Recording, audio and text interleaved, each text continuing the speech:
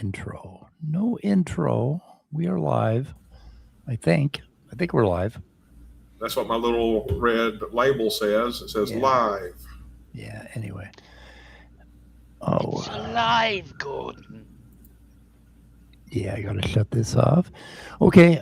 Just found out about midnight, and we lost a fucking great person, and I can't talk about it right now. Okay, because I had a lot of conversations with the kid, and he was way too young. But anyway, we'll do what we can here. Kind of changes the nature of the show for me quite a bit, but I'll try to get back on track. So, fuck. Anybody want to give us an update on Dave? Scott? I don't have any newer information other than that he was in the hospital getting all sorts of antibiotics for I guess he got weak and fell a day or two ago. And so they're trying to figure out what to do about that. Yeah, they're trying to find the right antibiotic, I guess, that works. But he was feeling better today.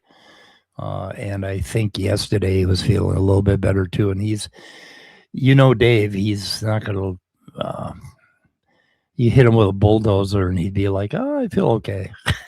He's just different. Anyway, we got somebody else. In. Is that Robert? Yeah. Hi, Robert. I was muted. Robert, how you doing? What's up? Hey, Robert. I only offered earlier, and I think I shot you an email because I didn't know if y'all were going to be a little low on people.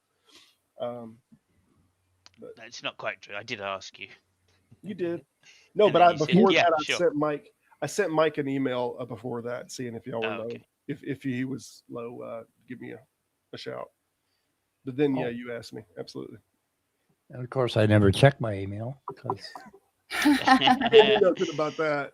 But I did. My man, Mike. I'm right with you. Sometimes I do. No, me too. I rarely ever check it. That's why me and Mike shared phone numbers, so we don't have to worry about emails and Discord messages. So, okay. Fuck. Proverbs, guys. You know them, Robin, and I'm confused. Okay, the smart one is the one that was calling me a liar last night. Which one is the smart one? Let's see. I think you told me the smart one was Stephen. Was it Steve? Yeah. I was just okay. joking. Yeah, smart is a relative term. I know. Say that. Well, then Achilles is really dumb. He's the dumbest. He goes on the bottom of the stack. And then there's Stephen, and then on top of him is the guy that does the creation thing on Sunday nights. What's his name? Dan. Yeah, Dan Posey. And you have Rich. Oh yeah. No, okay, and then evangelical type, isn't he? Yeah. And then on top of all of them, inexplicably, they have a Hindu on there from Mongolia. Diamond Dave. Diamond Dave, yeah. Who really is pleasant to talk to, and you can actually reason with him a little bit, except he's got some really strange ideas. He is from Minneapolis, so he was here during the whole George Floyd thing we were talking about. Anyway, I got on last night and talked to him and tried to have a conversation with him. And I guess they didn't see me coming. They were talking about abortion and then Christian nationalism, and they were like, the way we solve school shootings and all the problems in America is to let the Christians run the government. And I said, and then they said, then they said, well, this is a Christian nation because all of our senators are Christians, right? And I said, well, wait a minute. If all of our senators are Christians, then you're already running the fucking show, right? Right? We did. Stephen and I debated whether the United States was a Christian nation, and he got his ass kicked by me on that debate, by the way. So he knows better. Yeah, but he was kind of speaking out of both sides of his face. he was saying that, oh yeah, we are a Christian nation, but the Christians aren't in charge. It's like, are they or aren't they? And so then I asked him, if they were in charge, what would you change? What would change? And he said, well, we get rid of evolution in schools. We completely get rid of that. And we get rid of abortion. And then we would start to control the culture, basically, with Christianity. Mm-hmm. And it's like, really? So that's what you want? You want to be in control of the culture. And, and I pointed out to him that, well, then would you like get rid of all the Muslims? And they're like, no, we don't do that. We'd be okay with other religions, right? Mm-hmm. And it's like, I don't think that's quite what I heard them talking about. So we had that conversation. And then we talked about. Can you hear me well? My volume, is it low? Yeah. Can I turn you up a little bit? Let's see if I can turn you up. Either that, yeah. Check on my own mic here. Make sure I'm on the right mic. I can't edit your mic settings for some reason. Huh. Hey, is that any better? Oh, that's a lot louder. Okay. Oh, that's all right. loud. All right, that explains it. Yeah, you're loud now. Somehow I touched my physical buttons. Okay. This is what happens when I get close to you. Then we're talking about morality, and we got this weird dichotomy with morality where we say it's objective or subjective, and they were like all over, jumping on me like, oh, it's cultural, so Hitler was okay and all this bullshit. And that isn't what I said at all. What I said is our morality is based on what we are as human organisms. Number one, that's the most important thing. The second thing is how we develop as human organisms in a family, in a tribe. And the third thing is culture. And culture is where you start to reason about morality. And that's where we frequently get into trouble. And the Christians believe it comes from culture, whether they say they admit it or not. For them, it is that book, and the Western culture is where their morality is coming from. And that's the rational, the very top of morality. But then if you look at different, like morality is a pretty big umbrella, right? It covers, yes, like, okay, killing other humans, killing babies, killing children, or, the way we treat children. These are things that are at the very core of all humanity. And not only humanity, but fucking dinosaurs used to take care of their eggs. They used to lay on their eggs and give them moisture and nurture them. So, I mean, this whole thing about taking care of our children and taking care of our own family goes way, way back, way, way back. Nurturing young. These are core values that are built into our DNA. And on top of that, we've got these, we've got this urge to sleep together, to cuddle together in the middle of the cold night, when there are predators around. And you'll see that in my cats. My cats like to snuggle with me because they feel protected, right? And that's like a mammalian thing. And so we've got all these core values. And then on top of that, by the time you get to the trolley problem, you're way up there in the rational part of morality. So, I mean, calling morality objective or subjective is just fucking bullshit, and I'm tired of it. I'm tired of that fight that does not in any way do service to the complexity of morality in human beings and how we do morals. So you're saying you've got a relative moral system, is that right? That's what I'm hearing. My relative. No, it isn't relative, Simos, because you have that core biological nature, which is going to make you're going to be horrified if you hear that your friend just died. Yeah. You're going to feel it, right? You're going to feel this stuff in your heart, as I called it. And, some people say, oh, your brain. No, it's your whole body that feels it. Your whole damn body feels these things. When you see violence or you get into a violent confrontation, you are never a happy camper, right? You always want to move away from violence or from death and all of that. And that's just built into us. So that part is very, very outside of relativism. Relative morality would be the cultural stuff at the top. And that concerns things like abortion and trolley problems and, all the fringe cases. So we got to quit treating it like it's some sort of really simple thing. Like it's a huge spectrum, right? You got to talk about which moral.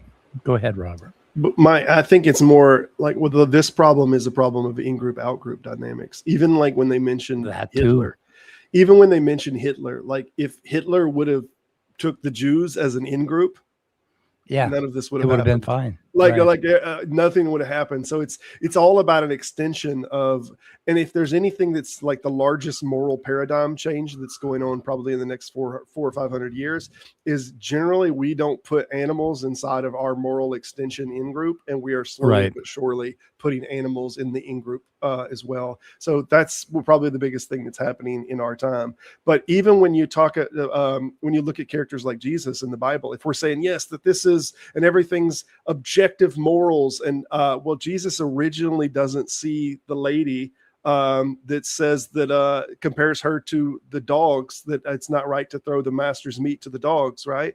That she's the out group, and then she says that one liner, and then now that whole culture, it's not just, now salvation's not just for the Jews, but originally it was just for the Jews. So he already had his in group, and then one person changed his mind by saying some but even the slaves get crumbs from the master's table, and this is one liner saved the rest of humanity by allowing them to be in the in group. So it's all being fixed by in group, out group. And if we stopped putting so many people in our out groups and all of the moral constructs that we have, we extend it to all of them, all of this would be fixed. Hey, Mike, do me a favor and highlight Big Nick's comment, please.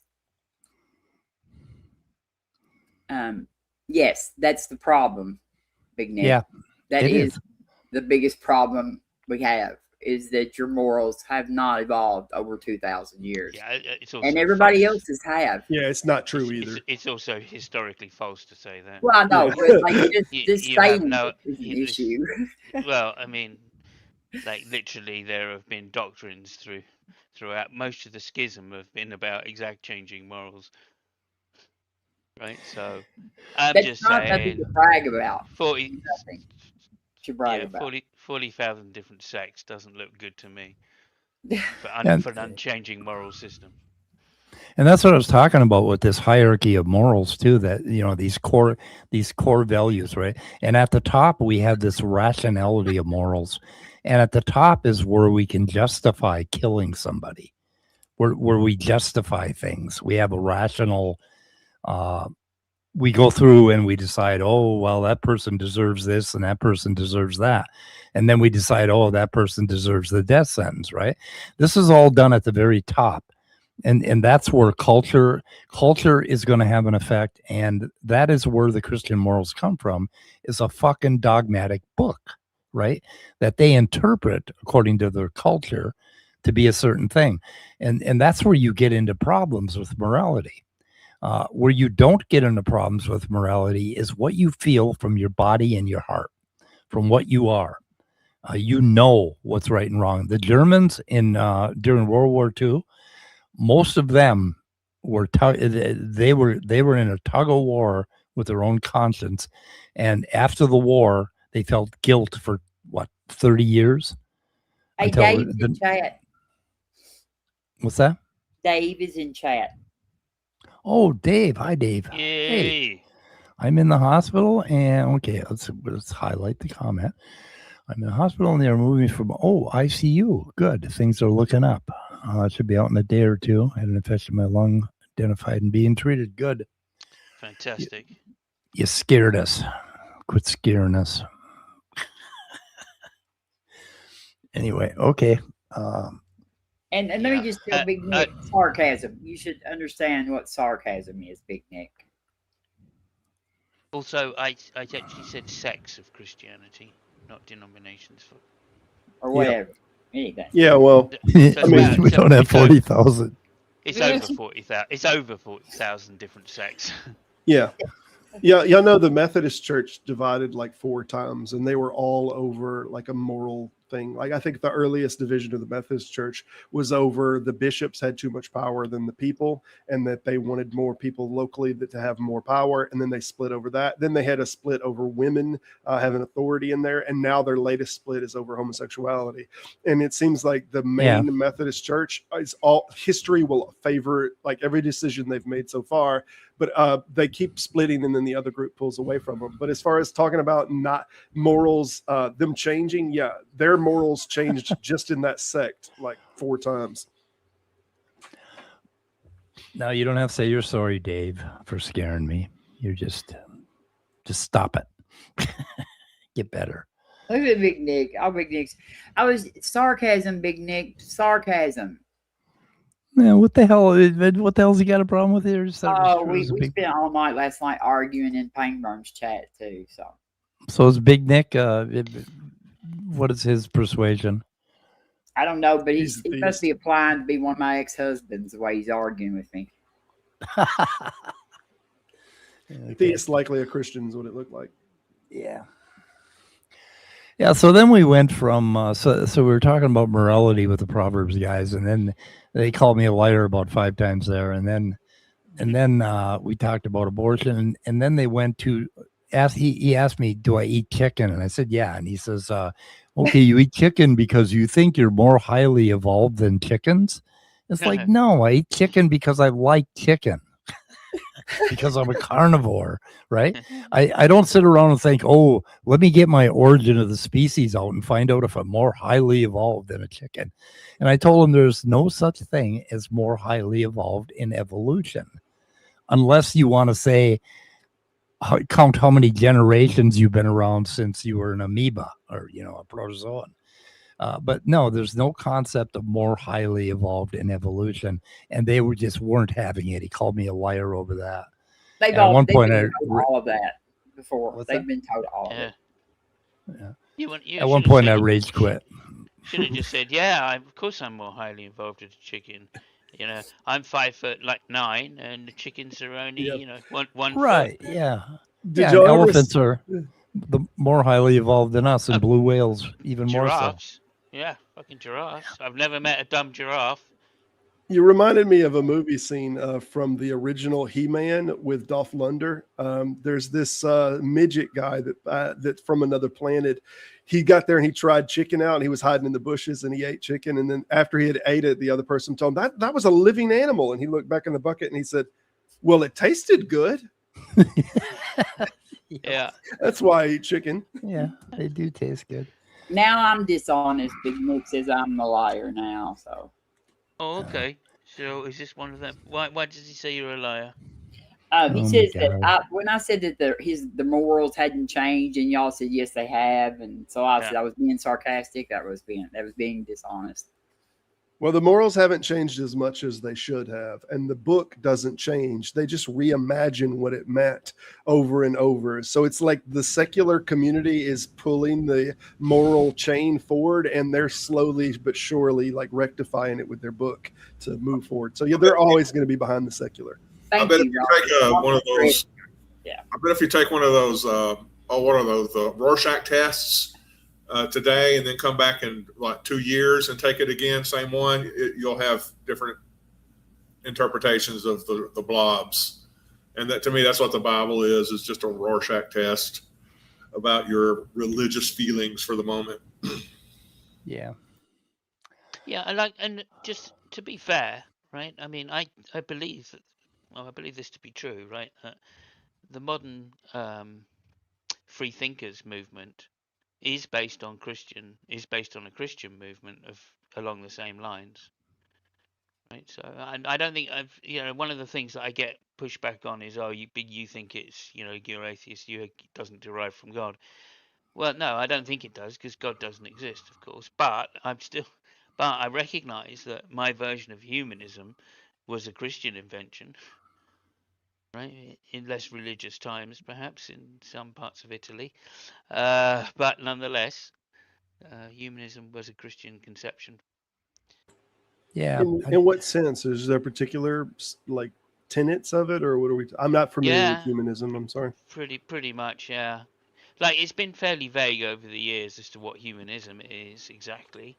But it's, you know, and it's changed because the Christian version is different from the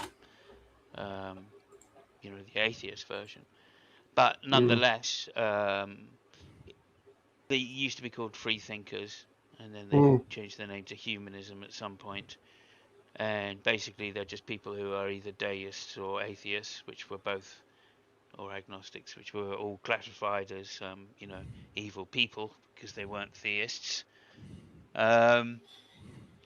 So yeah, but like I'm talking about like the early 1500s, late 1400s, early 1500s is when people started identifying as Christian humanists, and they became more universalist than the hard, strict Catholic doctrine. You know, although it's a subsection of Catholicism. I was looking at the 71 golden memes, or the 71 golden verses, I'm sorry, of the Pythagorean group the other day. Was going over them with Hizzle and somebody else. We were looking at all the individual rules, and like they have these moral constructs in them. And like you have, as you go back in time, you can find like a moral set of rules, and you can line them all like 100 moral set of rules in time, and you can keep going by and say, okay, we're getting closer to where we now are. But it doesn't mean that every one of them was copying the one before. It just means that these were affecting the social group or they were reflective of the social consensus, that was going on at the time, and that was slowly but surely changing. But there's still, you can see decent like stabilizing moral ideas inside of like Pythagorean ideology, or any other, really. Yeah, you go right through. I mean, Aquinas made several steps forward in his idea of trying to, you know, be more egalitarian to the flock than the Catholic Church was at the time. One of his main concerns was that he was a pious man and the Pope wasn't. You know. If you're not subscribed to Mike, please subscribe. He's at 900. We got to try to get him to 1,000. Yeah, we got to stay at 900 at least, because I slipped back to 899 the other day, and we got to get up to 905, dudes. Well, I'll start pushing you now that I got almost over 500. I'll start pushing on yours. Anyway. Yeah, so let's just address Scott Duke here. We have one of our chat members, Scott Duke. Is saying something here. According to them, I'm sure they believe that to be the case, but I'm just addressing where humanism first came from. I understand there's a historical context, but I was just curious what the humanists define themselves as. I mean, interesting. Well, now, as I say, now there's whenever I speak to people, they call it secular humanism. To I guess to make the distinction between Christian humanism, because somebody has actually found out that I'm probably not talking bullshit. But there you go. I'm a secular humanist. I belong to the secular. Yeah, it's okay. I find the word secular or anything before humanist just redundant.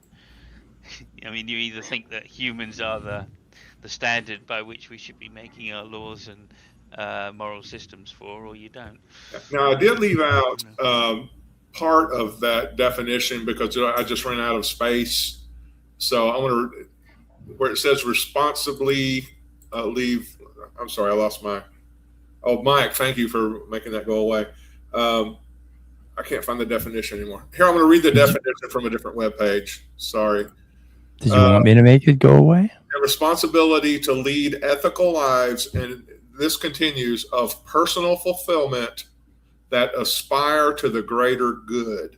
So there's that balancing of seeking the greater good while you engage in trying to live an ethical life that you find personally fulfilling.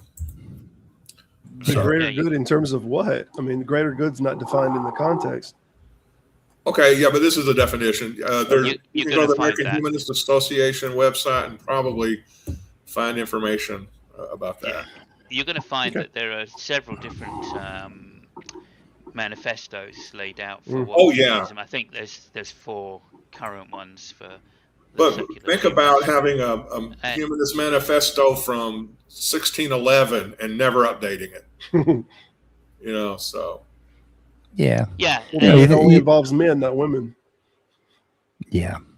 And it's going to be vague. That's my point. Even back then, it was vague. Right the way through the Enlightenment, it was fairly vague as to what it was. Even it's pretty damn simple. It was defined through free thinking. It was still vague. I had the on my refrigerator, and I took them down. So, like, I have a card that's got like the all of the tenets of humanism, secular humanism. Mm-hmm. But I went there to get it, but I took it down. So, with morality and ethics, or anything you're going to do to try to live what you call the good life, whatever that is it's going to be a constant state of introspection and communication with other people, personal crisis, and then updating what your ethics are and what your viewpoints of the world is. And there's just no way around that. And the drawback of what they call divine command theory is you don't have to do any of that. You just say, oh, what's the book say? Or what does my interpretation of the book say? Okay, I'll go do that. And there's no struggling about, is it right? Is it good? Is it good for the greater good of humanity? Or am I just doing this for myself? And then saying it's for God because I'm following God's rules.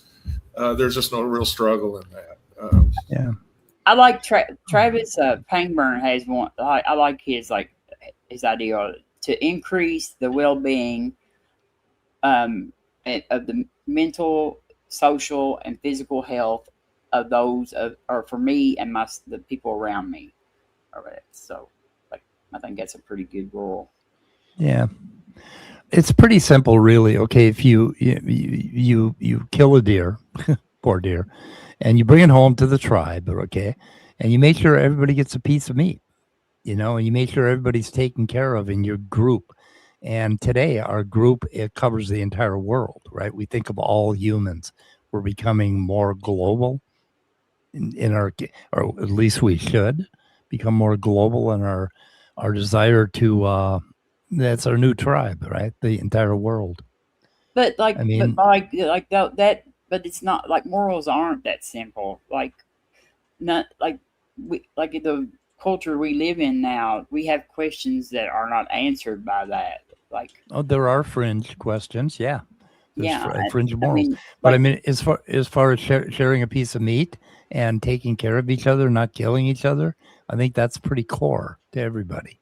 Yeah, but whether women should be allowed autonomy over their own body, and all those kind of moral questions are not answered by simple evolutionary questions. And well, I don't know. That's why I know you hate philosophy, but that's why I see philosophy as so where it comes in, it has to help us figure those things out. Dealing with the fringe cases, yeah. But as far as taking care of the women in the tribe, they're part of the tribe too, right? So, and the women in my life, I would kill for them. I would fight for them, and I don't think that's too complicated. I think that's kind of a core feeling. When you're abusing somebody, that it's wrong. You feel that it's wrong. I don't know. I just think I think humans are kind of cool. We're kind of special mammals. And I think we're really neat that we cuddle in the night when it's cold and we take care of each other when it's hungry. We watch out for those around us. And I think that's just really built into us. So, but then, there are other things out on the fringe, like when you get to, should a woman have an abortion, right? That sort of thing. That's all do shit.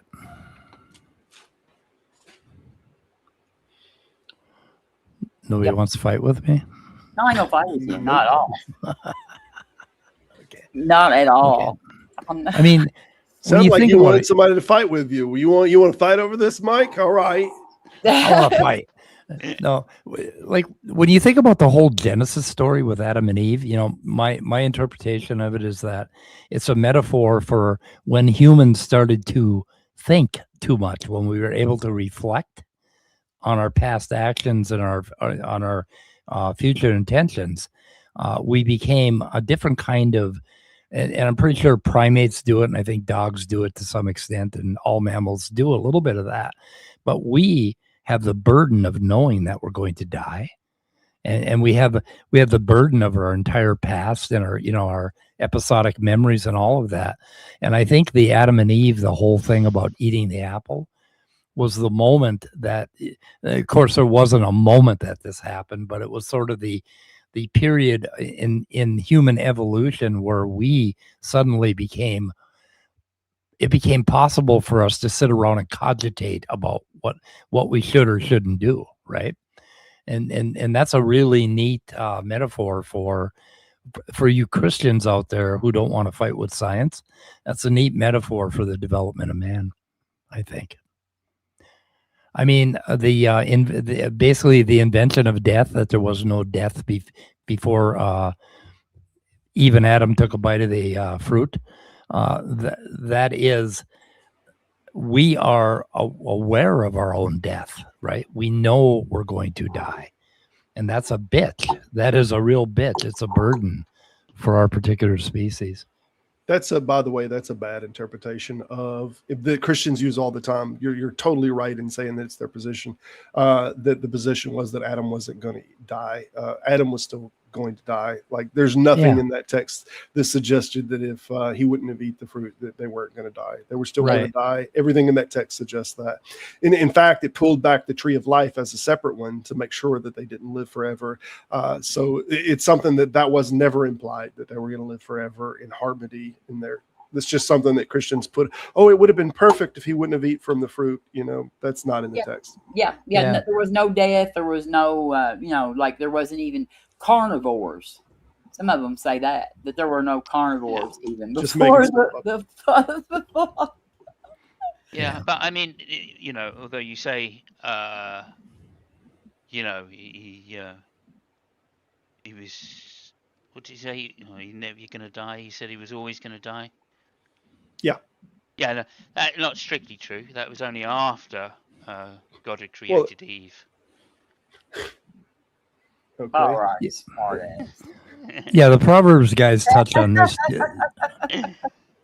The Proverbs guys touch on this consciousness thing that we're basically they have no idea. more evolved because we're conscious, that sort of thing. That's also some bullshit. Consciousness, just another aspect of a species that happens to be us and mammals, right? And it's just bullshit. Had nothing to do with highly evolved.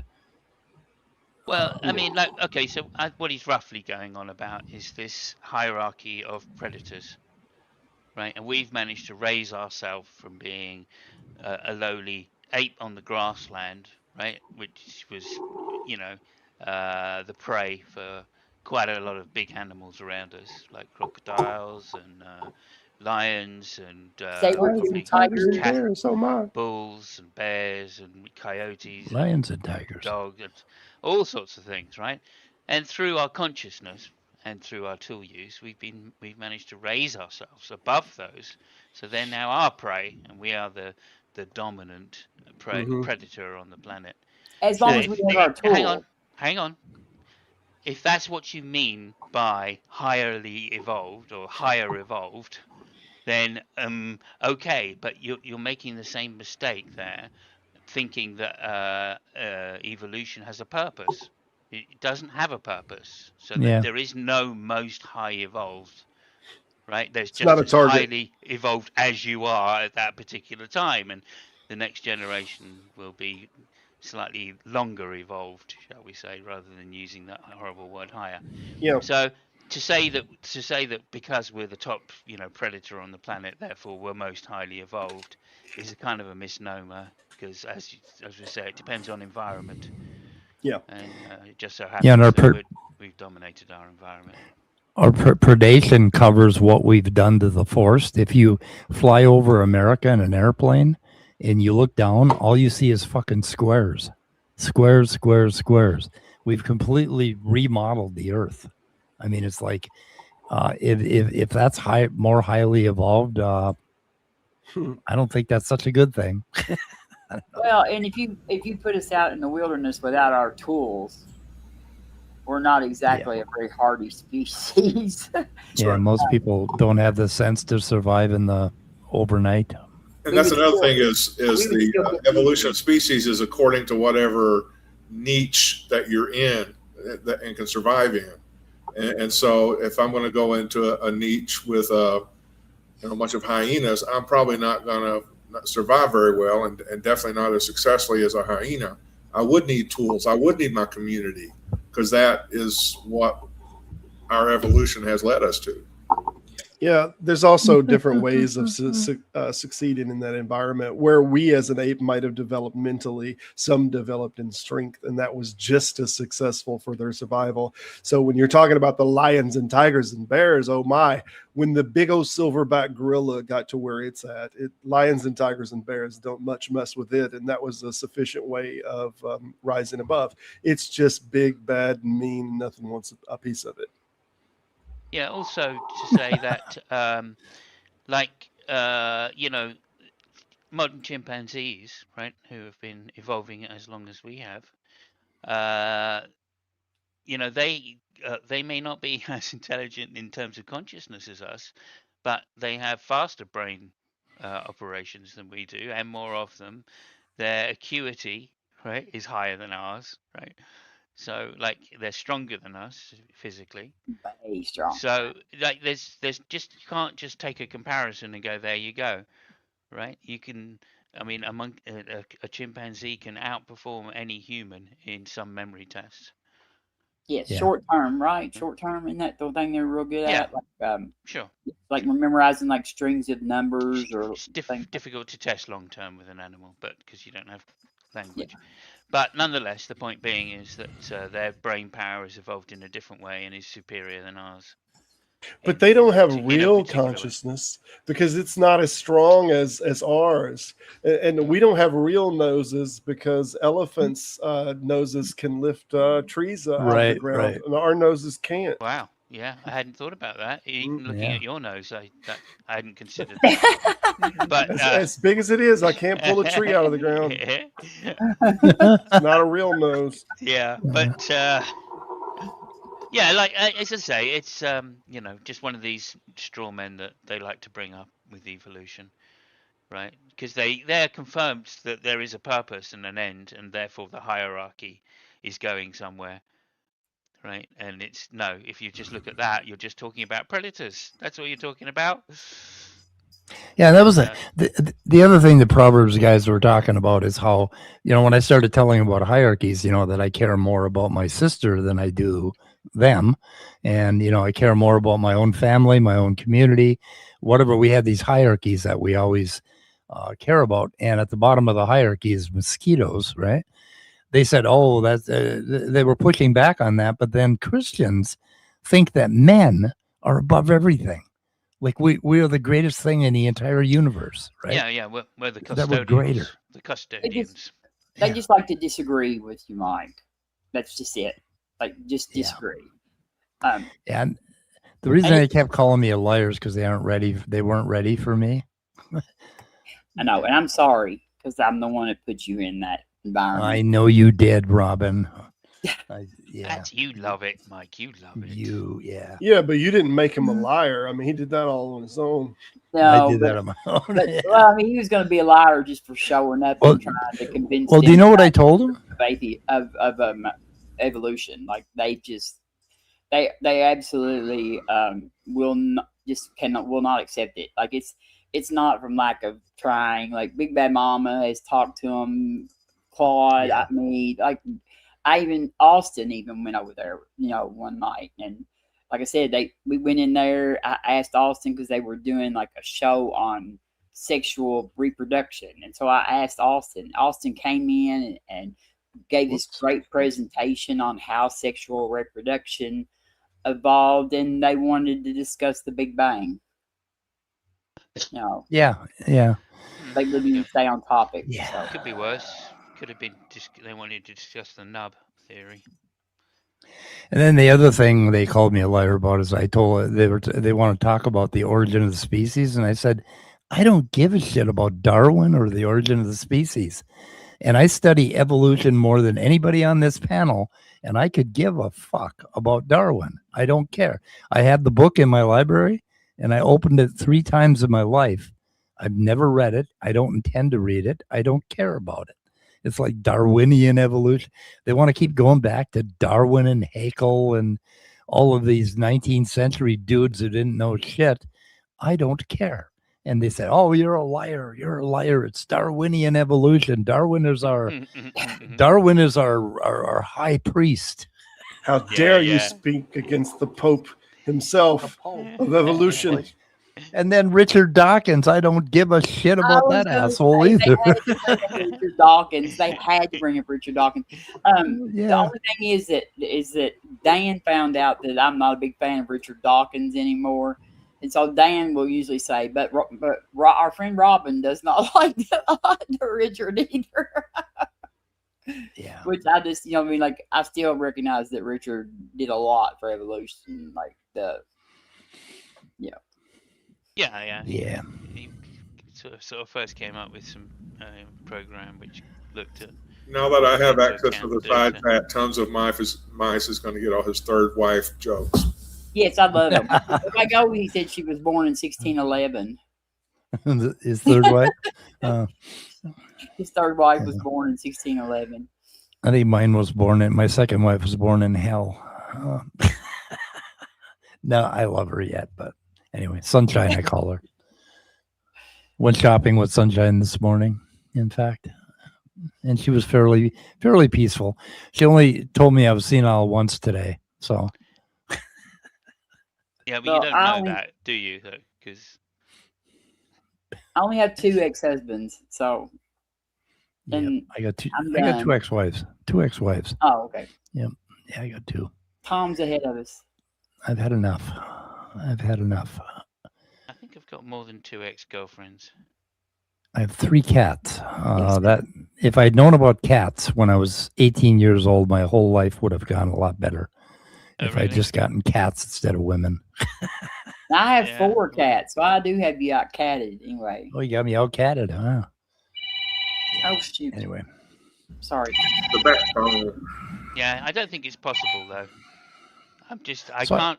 When I was a teenager, every time I saw like just a tight shirt, shall we say? No, not even that. A tight overcoat on a well-endowed woman, I'd be going, "Oh, yeah, women. Those. I know some of those. Yeah, let me go over and fucking talk to some of them." Yeah. I couldn't help it. And then, to be honest, when I did stop, and I thought, right, because I was a guitar player, so I thought, right, I'm going to play 7 hours of guitar a day, 6 hours a day practice. So this is when I was whatever, can't remember, 17 or something, 16. And I thought, right, that's it. So that's all I'm doing. And then I'd get a knock on the door. My mum would come in and go, "Oh, Jackie's downstairs. She wonders if you can come out to play." Like, yeah, all right. If it weren't for the pretty girls, I don't think any men would have become guitar players. That's probably true as well. Yeah, maybe. Yeah. I don't think they had anything to do with each other for me, particularly, but I certainly made use of it. Yeah, I don't know. Think about it more, Simon. Look back. Well, I made use of it when I was older. That's for sure. Yes. I'd be like, "Yeah, we'll go on a date. I'll bring my guitar." "Oh, would you?" Yeah. Anyway, I got a video by these guys, and let's do it. I hope you got some. I hope you got some time markers, because these guys are fucking drone on for shit. They do drone on. Oh, wait a minute. No, I don't want that.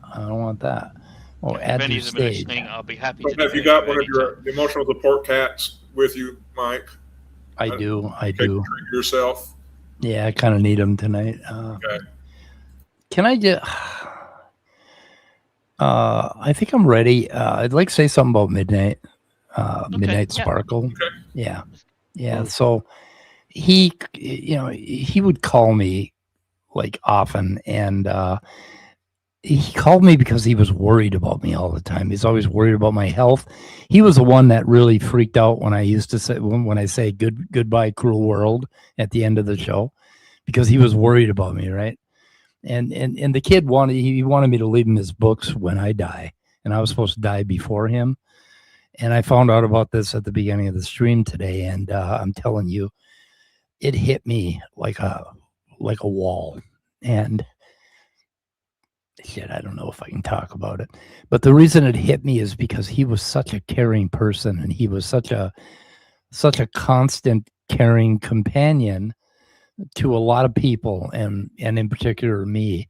And he was always worried about me, always worried about my health and my age and all of that. And we had some really wonderful conversations, and he was on my streams for, I think for the last 5-6 years since I started. He was, a constant companion, and we used to joke with him about his albinism and all that, and he would just roll with it. And he was such a wonderful character, and he was on a lot of streams. And I'm glad that Trusty Ape did a tribute to him. I don't think I could get through a tribute, but it really affected me that we lost this man. This is horrible. Yes, I agree.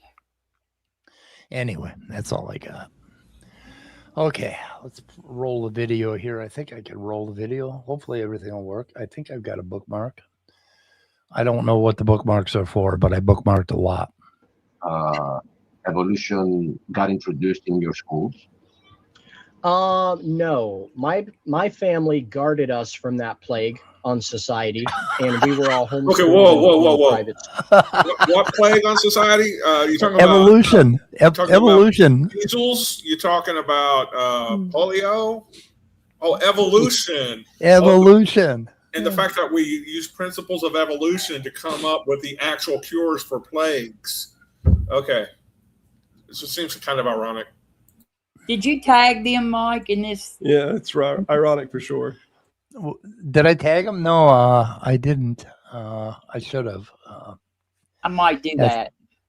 Yeah. Reach out to them and see if they want to stop in and have so I can mute them when they call me a liar.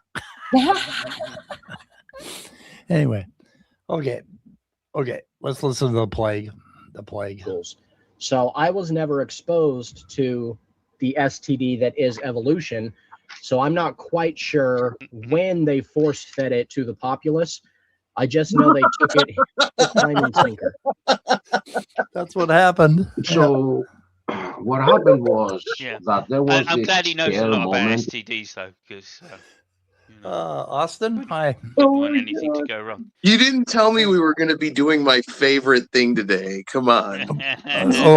Proverbs, guys, is one of your favorites? Is that? I told you. I took Austin over there one day. No. Oh, no. You said you did it to Austin, too. She did it to me, too, Austin. Yeah. I was on their show last night for about an hour, Austin, and it was a bad experience. I have a short anecdote that I think is kind of relevant. I recently was at a family function, a baby shower, and I met some new people. I was introduced to one of my family members' group of friends, and they were like asking me about my hobbies and stuff. And I was telling them, I like to play guitar, I like to draw. I also unravel and debunk pseudoscience for fun and both as a public service. And one of them was like, oh man, I can't believe that there are still people that believe the earth is flat or don't accept evolution or think the earth is only 6,000 years old. And I was like, well, I wouldn't exactly call them people. Oh. Yeah, they're more like gnomes. Yeah, there's some species that's very humanoid-esque. It's obviously a bipedal ape species. Clearly the brain of this species, it lacks gyri and sulci, so the brain is just kind of like a smooth, egg-shaped kind of elliptical thing. But anyways. Yeah, it's like one of the not the creationists, one of the flat Earth guys that I knew used to say that gnomes existed. That's what lived under the Earth. Of course, the underpants. It's like the sea slug at Polysia They have a brain, they have a nervous system, and they swim around, and then they find a rock they like, and they land on the rock, and the first thing they do is digest their brain. They eat their brain, and that's what young Earth creationists have done. So, yeah, I imagine it's a good source of calories. Yeah, it is. Yeah. Okay, let's see what these guys have to say. In the U.S., in the space race, where the Russians launched Sputnik. Okay, he's actually making a good point right here. During the space race, during the Cold War, anti-evolution sentiment plummeted because America valued real science deeply because they wanted to outcompete Russia. They wanted to be the first ones on the moon, and they needed real science to do that. Now in the 2000s, I guess we're just not valuing real science as much, probably because the political careers of a few politicians and, you know, super wealthy right-wing think tank donors. It depends more on people not valuing science. Because if you value science, it's pretty easy to figure out that the Bible and just about every other religious scripture on the planet is jammed full of scientific inaccuracies and absurdities. And then you might, God forbid, ask the inconvenient question, why would people spend millions of dollars trying to convince me this book of obvious nonsense is real? And you might realize your religion is a scam, and you'll become somebody who stands up and tries to prevent it when the masters of these religious minions try to turn this nation and every other nation in the world truly into a brutally repressive authoritarian theocracy. Yeah. I was there when the whole Sputnik thing happened. and I'll tell you, the reason that we embrace science is because of cornflakes and packaged cereal and plastic and transistor radios, which we could carry around. We could actually carry the radio around with us. It was like, you know, I remember why we embraced science, and it had nothing to do with Sputnik. Really. You know, I'll tell you who did science because it worked. Science, at least in agriculture. Who was that Russian scientist? Lysenko. Lysenko. They decided to go with "quote unquote" science that more closely fit communist ideals, and people starved. When we decide to go with a science that goes by Christian ideals, people are going to die. That's just what it's going to be, and that's what, you know, Christian fascists want to turn the country into. When you follow the facts and the evidence, you have science. When you follow the idealism you subscribe to, people get hurt. Yeah, we're already seeing that with the resurgence of measles and the flu and all these diseases that can be prevented with vaccines. Yeah, and the cowworm, that was a result of Doge. They cut the program to get rid of those damn worms. That was one of the things that Elon Musk did. Wonderful. And now we got now the price of pork is $4 more a pound than it used to be for some reason. I don't know. Anyway, it could be Iran. Anyway, these guys are fascists that want to control our culture and our schools and our government. Yeah, started saying that the reason the Russians are so advanced is because they're teaching evolution in their schools. No. Really? Did they? That's when. And they didn't mention the part that, you know, that led into communism and they're a communist country. No, they have a problem with communism. Oh, it led to communism? Did evolution lead to communism?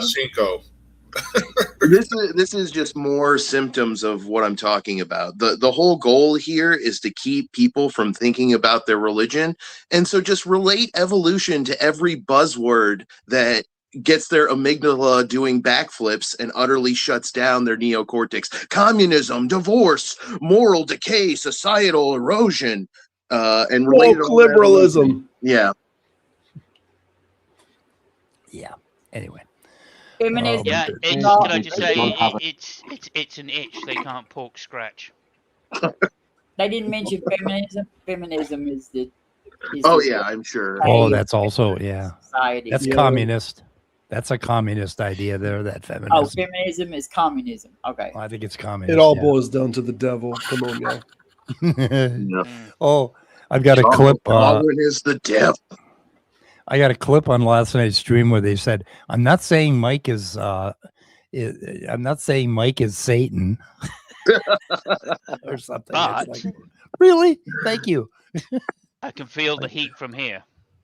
Yeah. I'm not saying it, but I'm laying it on thick. Yeah. I'm just going to put it out there.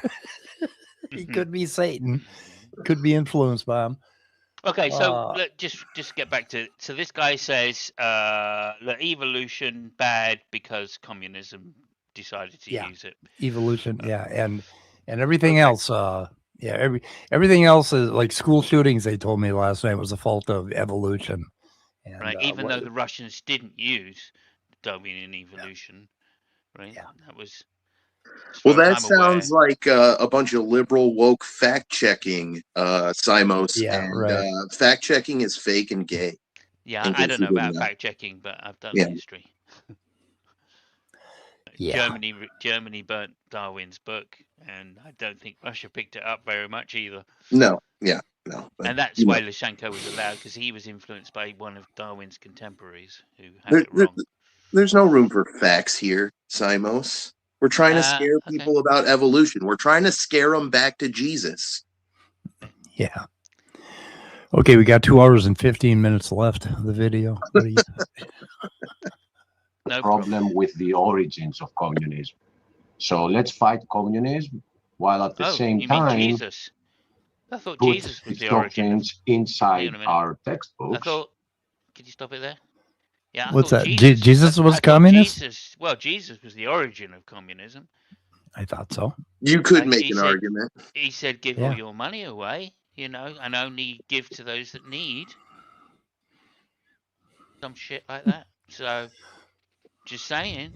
I don't think Jesus is the origin of communism. I think just our basic our basic impulse to treat other humans with dignity is the source of communism. Jesus was just smart enough to be keyed into that, assuming he existed. Yeah, no, I don't disagree necessarily with what you're saying, although I think Buddhism is also at the heart of it. Yeah. But obviously, when we talk about communism, right, we're talking about the Communist Manifesto anyway, right? Marx, just to put this back into perspective, right? Yeah. So we can go back in history and look at people who had ideas of socialism or whatever you want to call it, communism, if you really think that it was going that far. I think it only goes that far in the Jesus case because he told you to give your wealth away. So what the hell does this comment mean? Jesus is king. Communism is antithetical to a kingdom? Big Nick is so confused about so many topics. Yeah. He is. Okay, so in some sense that you need you need the king to have a kingdom, right? And that is antithetical to the initial ideas of communism. So that's correct. But they're both authoritarian structures. So you'd be wrong about that if you think that a kingdom can't easily turn into a communist state. Right? Certainly. Right, just needs a revolution the same way a capitalism takes over. Christ and the apostles fundamentally rejected the core tenets of communism. What? Sure. I don't think that's really. I don't think that's actually possible. No, I don't think that's possible. I think you ought to fact check that. But hang on, this is a definitional thing, so whatever. Like I say, communism didn't come about until the 19th century, when Marx started writing the Manifesto for Communism. So, it couldn't have been the case that. But wait a minute, was that one of the biblical predictions or prophecies? No, basically they got in front of the whole communism thing 2,000 years ago. Yeah, so it can't be the case that he rejected the the ideals of communism, but it could be the ideals of communism affected Marx, or the ideals from back in ancient days affected Marx in order to come up with the idea for the tenets of communism. Oh, please say some more funny stuff. None of these people here saying this crap, Simos, know anything about the tenets of communism. They just know communism bad. Well, that might be the case, but I don't care. I'm going to still man the position. I refuse to just. I'm not going down that low. But, okay. Look, what do you think? Is it worth taking these guys seriously? I'm not sure it is. But there is a serious argument to be had there. Actually, Reformed theologian. Let me say not the one they're making. That the 10th commandment that says that you're not allowed to covet your neighbor's like things is antithetical to capitalism, since coveting is actually the driver of capitalism. So you're wrong. So thou shalt not steal was a foundational principle of my mama, because she slapped my fingers when I tried to steal Carolyn's carrots. So I don't know about communism. Yeah, this is a foundational of Jews anyway. In Christ, he said to give all your wealth to the poor and follow me. So you can preach this all you want, but until you've given up all your wealth, I don't know what you're talking about. You're not following any fundamental tenets of Christianity. The parable of the sower. This is a troll. This has to be a troll. This person cannot be real. No, this person is real. I guarantee. Yeah, he's been around before. So he says that Marxism was rejected by Christ. Coveting has nothing to do with capitalism, really? Yeah, I mean that's kind of a presentism fallacy, but I think we can get what he's talking about. Is if you take to the logical extension and look at it from a present day view, then that's Christ what drives capitalism. Then Christ could have been talking about communism. Oh, or not, but that's what drives capitalism. Give render to Caesar what is Caesar's. Right? That's capitalism for you, right there. If capitalism is driven by coveting, like if I buy a new car and you look over there and you see my new car and you say, "Oh, I like that car. I want a car like that," and then you go buy a car. That's what drives capitalism. That's the driver of capitalism. Is the production of or like sale of goods and people wanting to get the goods that their neighbors have. That's capitalism. I mean, that's what you do. It's also feudalism. It's also. I'm gonna get me a bigger car than Robin. Also a lot of other systems.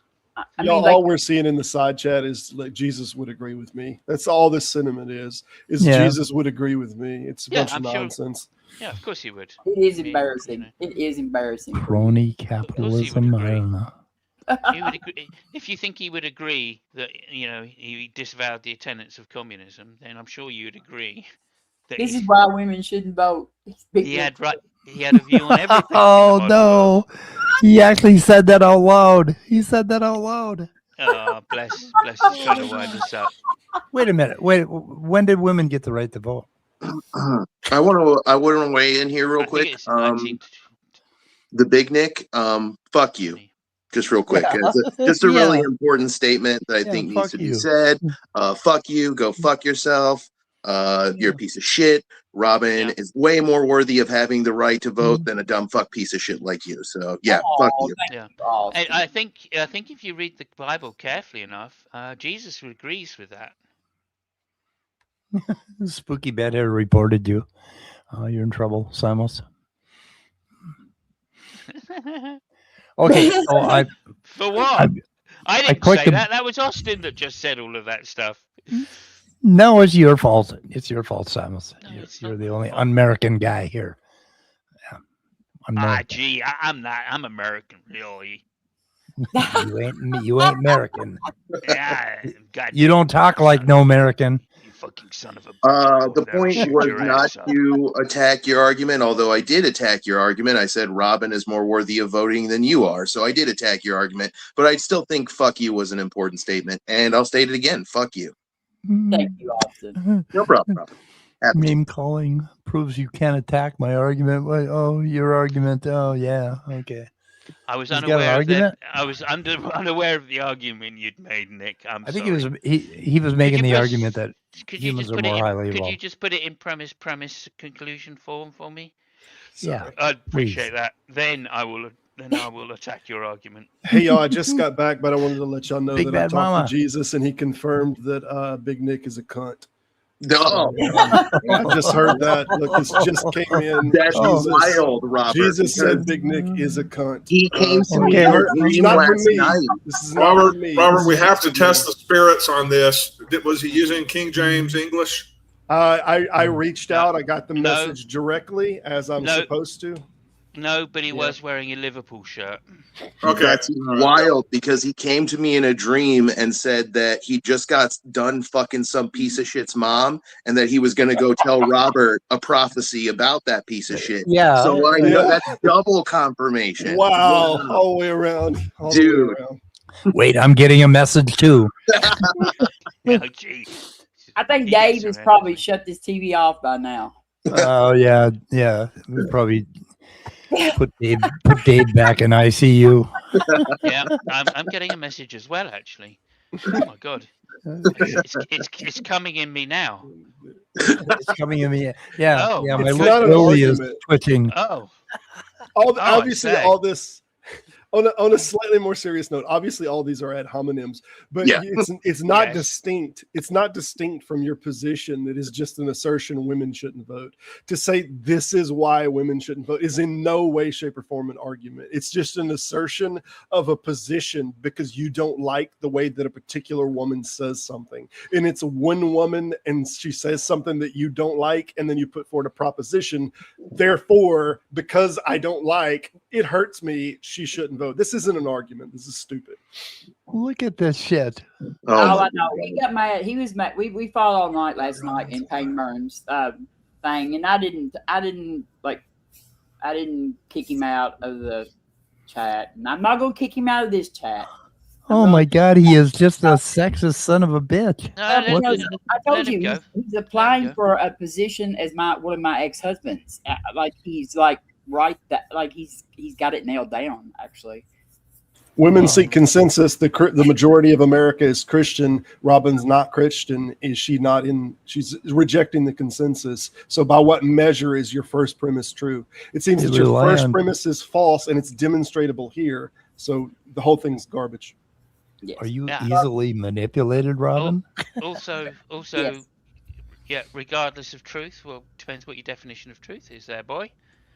I was twice anyway. If you're saying that truth is just connected to what God allows, then you're just begging the question against the atheism of Robin. So that doesn't count either. Men are the most. Apparently, Dave's not in a coma yet because he heard us. Men are the easiest manipulated because you see, men have penises because penis is the Jesus antenna. And you'll notice your little willy twitches occasionally when you get around, like when you get around women, it's telling you Satan. Yeah. And so men are very easily manipulated through their penis antenna or their Jesus antenna. I don't know if you knew that or not, but it's a biological fact. Yeah. I study biology. I know this. Yeah. I'm sitting over here trying to think of all the times I brainwashed Robin and I used her inferior mind that seeks consensus. Yeah. Remember the time I couldn't brainwash you into thinking that putting satanic monuments up in school to take advantage of charlatans who pass laws allowing them to put the 10 Commandments up in school wasn't a good idea? Like, I'm pretty sure that's at least one thing we disagreed on, and I wasn't able to shape your weak womanly mind into agreeing with me on it. No, you never did convince me of that. He's still going on about your comment about. He's obsessed. Yeah. He's applying for an ex-husband position, and I think he's offended. They're already both of them are taken. So just look, I already provided a data point that proves your assumption here wrong directly. So I don't see any reason to take you seriously anymore, Big Nick, I didn't really see a point in taking you seriously to begin with, which is why I kind of just went with fuck you, but I'm kind of just landing back fuck you again. Just fuck you. And now I want to add, shut the fuck up. Just shut your stupid mouth. I live rent free in his tiny head. Yeah. That's good. Now this is a family program. My bad. Oops. Shut your silly mouth. You silly Willie. This is a fucking family program. My fucking bad. And Mike, you're the one that used the C word. I did? What did I say? I think so. Continuous? Something in a Liverpool accent. Jesus said something in a Liverpool accent. Oh. Anyway. Well, I'm the one that received the message that he was a cunt. Okay? Oh, did you? Oh, beg your pardon. Oh, it was Robert. It was Robert. Oh, well, that's fair enough then. Yeah, no, he can get banned. That's all right. We don't need him for the show. Be careful. This is a fucking family show. All I can say is thank you, all my guys here, like taking up for me. Mm-hmm. I'm gonna get demonetized. Yeah. It won't be long. As soon as you get to 1,000. If you don't know, Heinlein proposed. If you don't know who to vote for, ask God the fool damn who they are voting for. Fucking delete him. Oh. Let him go next time he's in. Let him go. Hey, y'all, I have an invite from my wife to take me out to dinner, and I'm going to take her up on it. So as much as I enjoy y'all, I enjoy my wife more. Take care. Oh, that's I am offended. Enjoy. I am offended. Yeah. Enjoy. Okay, let's get back to the video where I've got a bookmark here at 10:43, but I'm guessing that we've already listened to that. I'm going to go to 12:46 and see what I got. I don't know why I bookmarked this, but we'll see. Dude, it seriously is responsible for every single bad ism that has ever been. Socialism, Evolution. Communism, Marxism, even racism. No. All racism. Fruit of the root that is evolution. No. And that's why, as you see from the thumbnail today, we are taking an axe to that God, root. no. And we're not going to stop chopping until it looks as stupid and dead and unrevivable as possible. Right? So brilliant. Right. I want to thank you. Yeah, stop it there. This is an impressive level of delusion. Okay, just let me say. Well, it's an impressive level of attack, chopping the level of evolution. Let me say this right at the beginning, then, because you guys can go into the evolution part of it. But just to say that there were a few isms in Germany in the 1930s and 40s, which some people may be aware of, and they were burning Darwin's book because evolution was a false science. So I don't think evolution is responsible for those isms that happened from the 1930s. The irony is, Simos, that I think the biggest group I know that's trying to pervert, to mutate, and bastardize evolution to support racism are the fucking the Graham Hancock-ites, the Jimmy Corsetti-ites, the fucking assholes that are claiming that fucking Atlantis was real and was created by the white master race. And that white master race is a different species from every other fucking human on the planet. Those are the only people trying to use evolution as racism. And I think most of them are also fucking creationists, ironically, somehow, because I keep running to them in creationism groups on Facebook. Yeah, okay, so a couple of things here. I completely agree. And, you know, evolution has been distanced from Darwin for some time. Right, so that's a good thing. Like Darwin's, you know, it was Darwin's cousin, Galton, who first termed the coin eugenics. Yeah. Okay, so there is a connection there, and, you know, Darwin, like, you know, had read the book before it was published, etc., and he wrote his own book later, so like at that same period, which is contentious.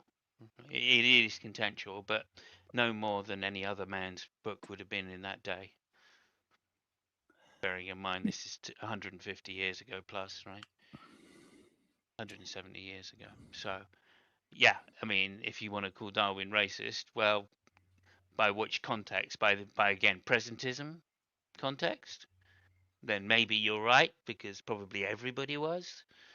But if by the standards of the day you want to call him that, you'd be definitely wrong. Yeah, he was an abolitionist. Yeah, I don't think he spoke out on it, but yeah, I think his closest friend was. There's a likelihood that he was as well, but nonetheless, So yeah, I mean, Simos is exactly right. For one, evolution is not racist. Evolution is not communist. Evolution is not the basis for Nazism. All of these are just fucking lies that are being peddled by science-phobic fuckwits who hate science, who hate reality because it reminds them that their scripture is full of bullshit. And the idea that evolution is responsible for racism, for the idea, it's fucking laughable. Do you think humans never got the idea, one group of humans never got the idea that they were better than another group of humans until fucking Darwin and Wallace published their ideas? Are you out of your fucking mind? It's such a stupid thing to claim. Yeah. Slavery goes, back to very early days in humankind. And I kind of think, I kind of think racism itself is just subtly grounded in anti-science worldviews. If you ask the average racist, monkey is an insult. If you ask an evolutionary biologist, they'll tell you the human species nests inside the same clade as monkeys. We are in the archont group and are therefore a species of ape monkey. Mm-hmm. But yeah, evolution is racist. I understand why people thought that, right? They just didn't have much grasp on the full relevance of Darwin's theory, right? As it turns out, because they didn't know about things like DNA. Well, the thing is, we do know about DNA now, and we know that there's no such thing as race in terms of the difference between our genomes. It's such a small amount, like worldwide. So no, we're all the same genomes. Right? The thing is, a very, very small amount. Sorry, go ahead, Mike. Among the human species, there are a lot of dicks, and dicks will use any kind of knowledge that they come by to do dickish things like racism, right? And so a lot of people use evolution just like they use religion to be dicks because there are a lot of dicks in human beings. That's what's going on. It has nothing to do with your worldview or what you know or what the science is. It has to do with whether or not you're a prick. So if you're a prick, you're going to use anything that you find handy to justify your prickishness, period. Rant over. Where do they get this shit? Put up this Reformed theologian comment. Do you see this one? Who is they? Who is they? Who did that? Who did that? That pronoun is doing a lot of fucking work there. It is. Yeah. I think it was some pricks. He's a troll. He's not a real person. He has to be a troll. Nobody's that dumb. So there were some pricks that created a gradation of races, basically. So they were pricks. It's that simple. Yeah. It had nothing to do with evolution. Well, it's not to say that racism doesn't have a basis in evolutionary thought as well, right? I mean, I think it does. Yeah, right? The outing, the group of the othering people, right, and especially other tribes, is like basically the story of human history, including the Jews and the Christians and the Syrians and Jordanians and whoever else is in that fucking area that's been fighting for 2,000 years. Right. So everybody, like Simo said, the fucking Nazis burned books about evolution. And do you know why they did that? Because Hitler made it his expressed spoken opinion that he found it insulting that this superior Aryan man could be related to an ape. Okay, he was a fucking creationist, basically, or at least he had the same opinion, one that's so fucking indistinct from a creationist. I would believe a creationist said it if I didn't know it was Hitler. So, sorry, the exact opposite. As usual, this is a complete inversion of reality. He was a creationist. Yeah. Yes. Yeah. Okay. So I fact checked that Hitler appears to have found the idea that humans evolved from ape-like ancestors repulsive or ridiculous, at least in some recorded remarks. Hitler was not a careful scientific thinker. No. Yeah. Go figure. The main source often cited is Hitler's table talk. Let's see. Yeah. So apparently there is some truth to this. Hitler believed Darwin taught humans came from apes. And he loved that idea. That's what a creationist would say. Hitler used distorted biological language about struggle, selection, breeding, and racial hierarchy, but he did not consistently accept Darwinian common descent, especially human descent from ape-like ancestors. He seemed to have disliked or rejected the idea. There we go. That's Hitler. Yeah, and there's a little more as well. Okay, so there was I can't remember what they call the night of, is it 100 and something Fahrenheit? So boys and girls. Let me get through this, Mike. So there's one particular night, and I can't remember the name of it, as I say, but where they the party came out with a list of books, right? And everybody bought these books into the local places and started burning them, and literally they just incinerated a whole lot of scientific knowledge and what they were calling, maybe Jewish propaganda, something along those lines. And in that book, and in that list, was Darwin's book, a lot of other books as well, but obviously all of Marx and all of Orwell and most British stuff, right? I think he let in on gender studies. He let in one of them, Shakespeare, I think. Say again? They burnt all the books on gender studies too. They burnt down the gender, like there was a whole clinic. They burnt down the gender clinic. Mm-hmm. Yeah, they disliked homosexuals as much as Christians do. So, well, Christians have that in common with them. They kind of were Christians. Most of them were Christians. Most of them were Christians. 90% of them were Christians. Yeah, that was the thing. The Proverbs guys brought up this case. There was a individual from Africa that was put in a cage, and in like the 1900s, like 1905 or something like that, or maybe 1920.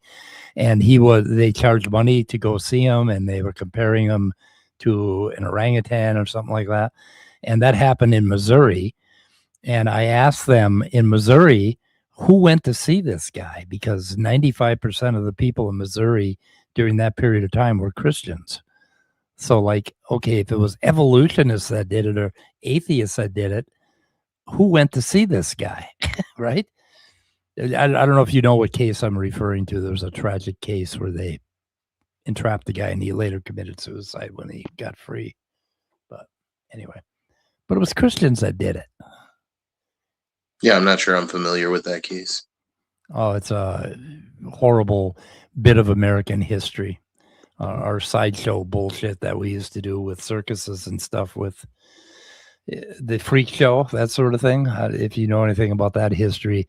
And the people that did it were undoubtedly Christians.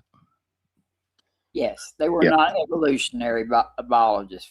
No, they weren't evolutionary biologists. That's for goddamn sure. Anyway. Okay. Let's see what. Oh, by the way, people on the panel. So everybody here, all of us between each other, we have about 3 million base pairs that are different between us. Mm-hmm. Which one of us is the most highly evolved? And I know you're going to answer me, but think about it for a minute. Well, I'm about that accent. I'm about 6'1". Is anybody taller than that? I'm not, but then obviously I'm the most highly evolved. Sorry. Yeah, but I'm an intellectual giant. I have a very expensive gaming chair, and I'm the more highly evolved. Oh, and you play guitar. You're more highly evolved in that respect. Yeah. Anyone play guitar? I do. I don't play guitar. Oh. I play guitar, bass. How long have you been playing guitar for? Since freshman year of high school. How long, hours? See, already. They just avoid questions. Oh, yeah, he avoids it. Yeah, the atheist avoids a question. Over a decade. Over a decade, okay, yeah. I'm pretty good. Anyone more than 50 years? Oh. No, I'm the most highly evolved. But are you 6'1", Simos? Are you 6'1"? When I'm playing guitar, I'm much higher than that. Are you much higher? Shit! If we're going by that, I smoked a fatty today. I'm three blunts deep. If we're going by that, I'm higher than any of you mothers. Yeah, man. Mike's got us all beat. Yeah, I have so much mushroom floating around in my bloodstream. Nice. Well, what's the answer? You know, there isn't an answer. Is The answer, Robin, it's stupid. is stupid. that the question is malformed. Calling a species more or less evolved doesn't make sense because every species on the planet today comes from ancestors that have been competing to exist for millions and billions of years. Like any difference in how evolved they are, it's relevant to their niche, for one. Probably there is some metric you can put together, but it's all going to be arbitrary, and it's probably going to be needlessly anthropomorphic. I was hoping that he was going to say something about it was women. So, like, oh, okay. Well, yeah, I think women are a little more highly evolved. Probably, yeah. They have to be. We put all the pressure on them. Yeah. Well, let me just think here. Oh my good God. No. Yeah, well, technically, right, we become men in the womb, right? Yeah. Right, and that may be predetermined or not, but just saying that we I have think Big Nick we have might an be a extra troll. step, that we do. No, among every organism, there is a difference in the nucleic acid makeup. Every single organism on this planet, and there is no higher evolved bullshit. It doesn't make any sense. But can you put up Nick's comment again? Wait a minute. Which one? Which one? On this panel live for 7 days and still be alive? What's that? I said, is there anybody else on the panel that can bleed for 7 days and still be alive? Oh, right. No. There you go. Right.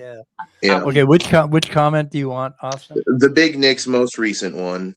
The human evolved thing. Humans are apes. Evolved.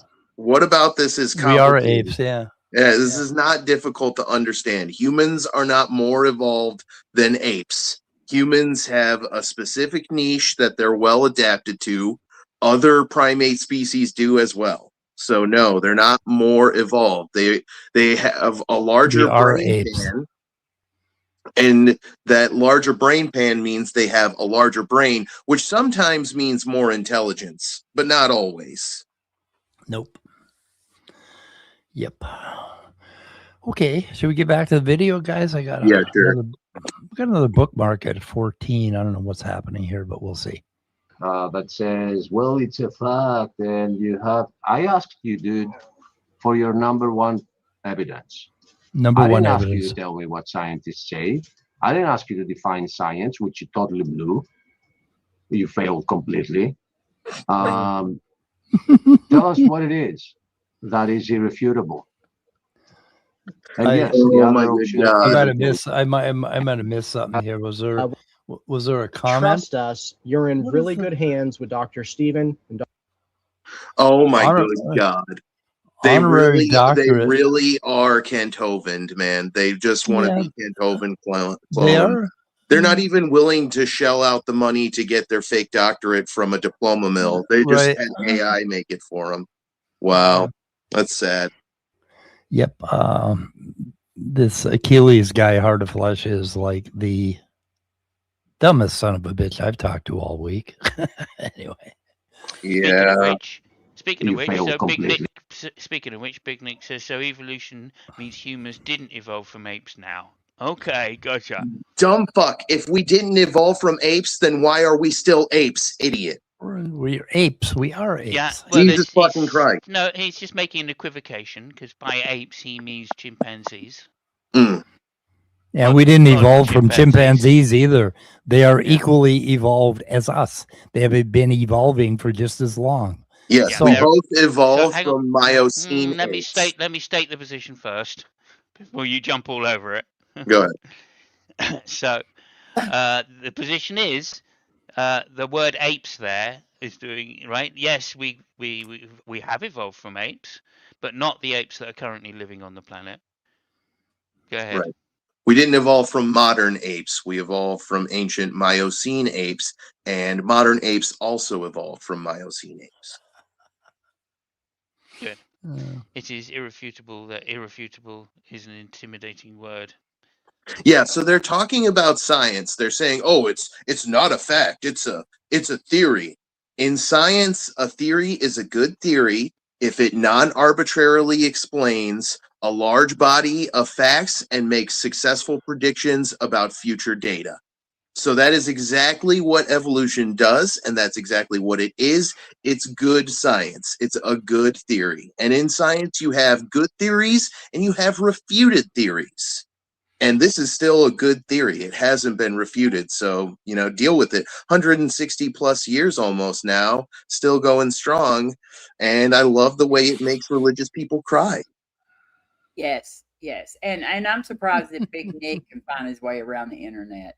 Yeah. He doesn't know shit about evolution, does he? As well, he's displaying. No, he's deliberately, putting it back to us, right? Okay, that's all right. Yeah, no, you didn't listen to the words that were said, and Austin specifically said we have evolved from a ancient ape. Hey guys, just give me the a same moment. as chimpanzees have evolved from that same ape. So nobody's saying that we haven't that we've not become modern humans. That's nothing to do with it. Again, you're just equivocating on the word ape, which just makes your argument very, very sad, I'm afraid.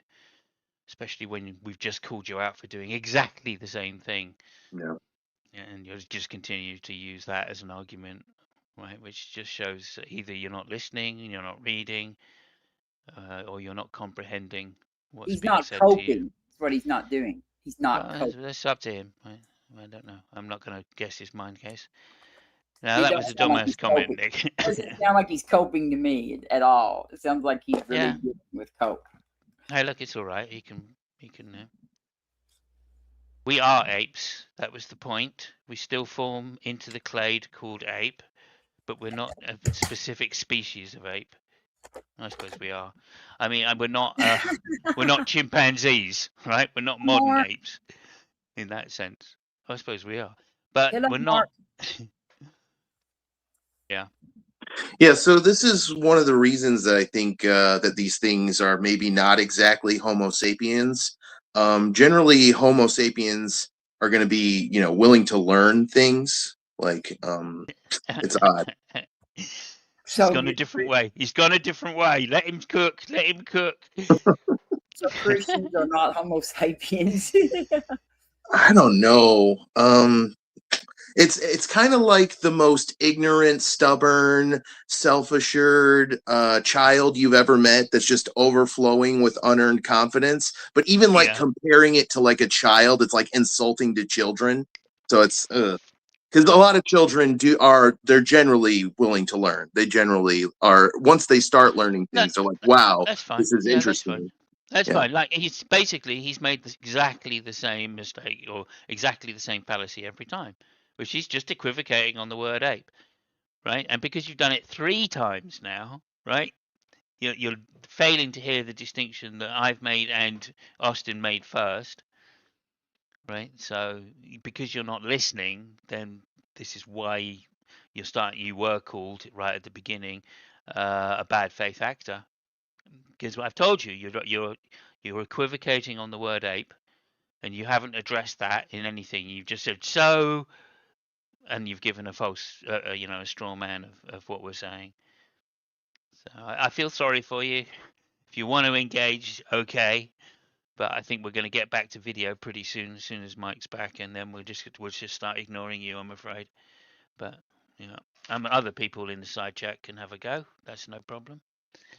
Yeah, I wonder if people like the Big Nick understand why, its theocratic masters want it to fight against evolution and science so hard. Like, I don't think it even understands what the real impetus for this fight is. Like, it probably thinks that it's fighting against an evil, godless theory that steals souls from God, right? Or some shit like that. And it doesn't even realize what evolution actually even is, probably. Well, I mean, for sure he doesn't, because he's just making this equivocation on apes all the time. Right. And if you understand about evolution, you can make that distinction relatively easily. So that's the first part. It doesn't really have a proper model of even a basic version of evolution. So yeah, even just the principle of natural selection was probably a little beyond him. It's ironic because, in a sense, he's kind of right. There is no difference between humans and apes because humans are apes. So everything a human does is something an ape does. So there's no difference. Yeah. Yeah, but so that's sad. what I mean. It's an equivocation because Right, we're exactly. using the word as a clade, and he's using it as a species, right? Like Right. chimpanzees. Yeah.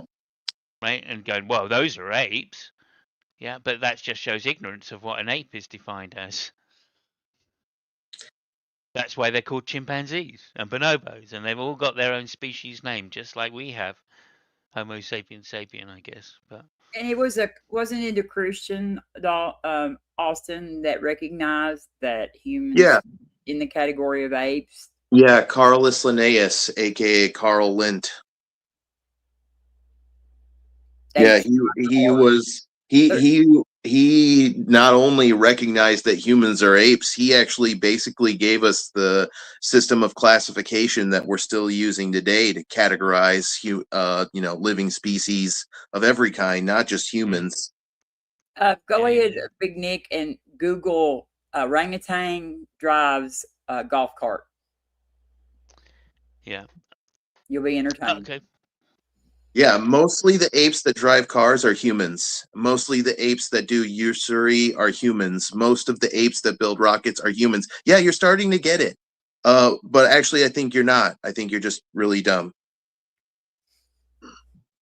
But there is an orangutan who has a golf cart, and she's pretty cool driving her golf cart around. Yeah, ironically, most of the banana growers are human as well. Yeah. Human apes. Yeah, that was Ali G's proof. Yeah. That, because we're human and we like bananas. Bananas, yeah. Oh, Mark said he saw a true. chimpanzee drove a car too.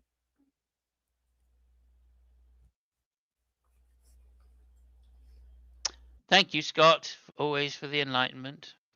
Yeah. No, he's exactly right. Okay. Have we got Mike back yet? No. Okay. We're also in the group Hominini, which includes chimpanzees and bonobos. Hominini. That sounds like a drink, like on a Saturday night. Somebody buys, everybody a hominini. Yeah. Big Nick, he said he didn't know if I was a woman. Like, you know what a woman is, Big Nick? It's somebody who covers her drink when you're around. Right.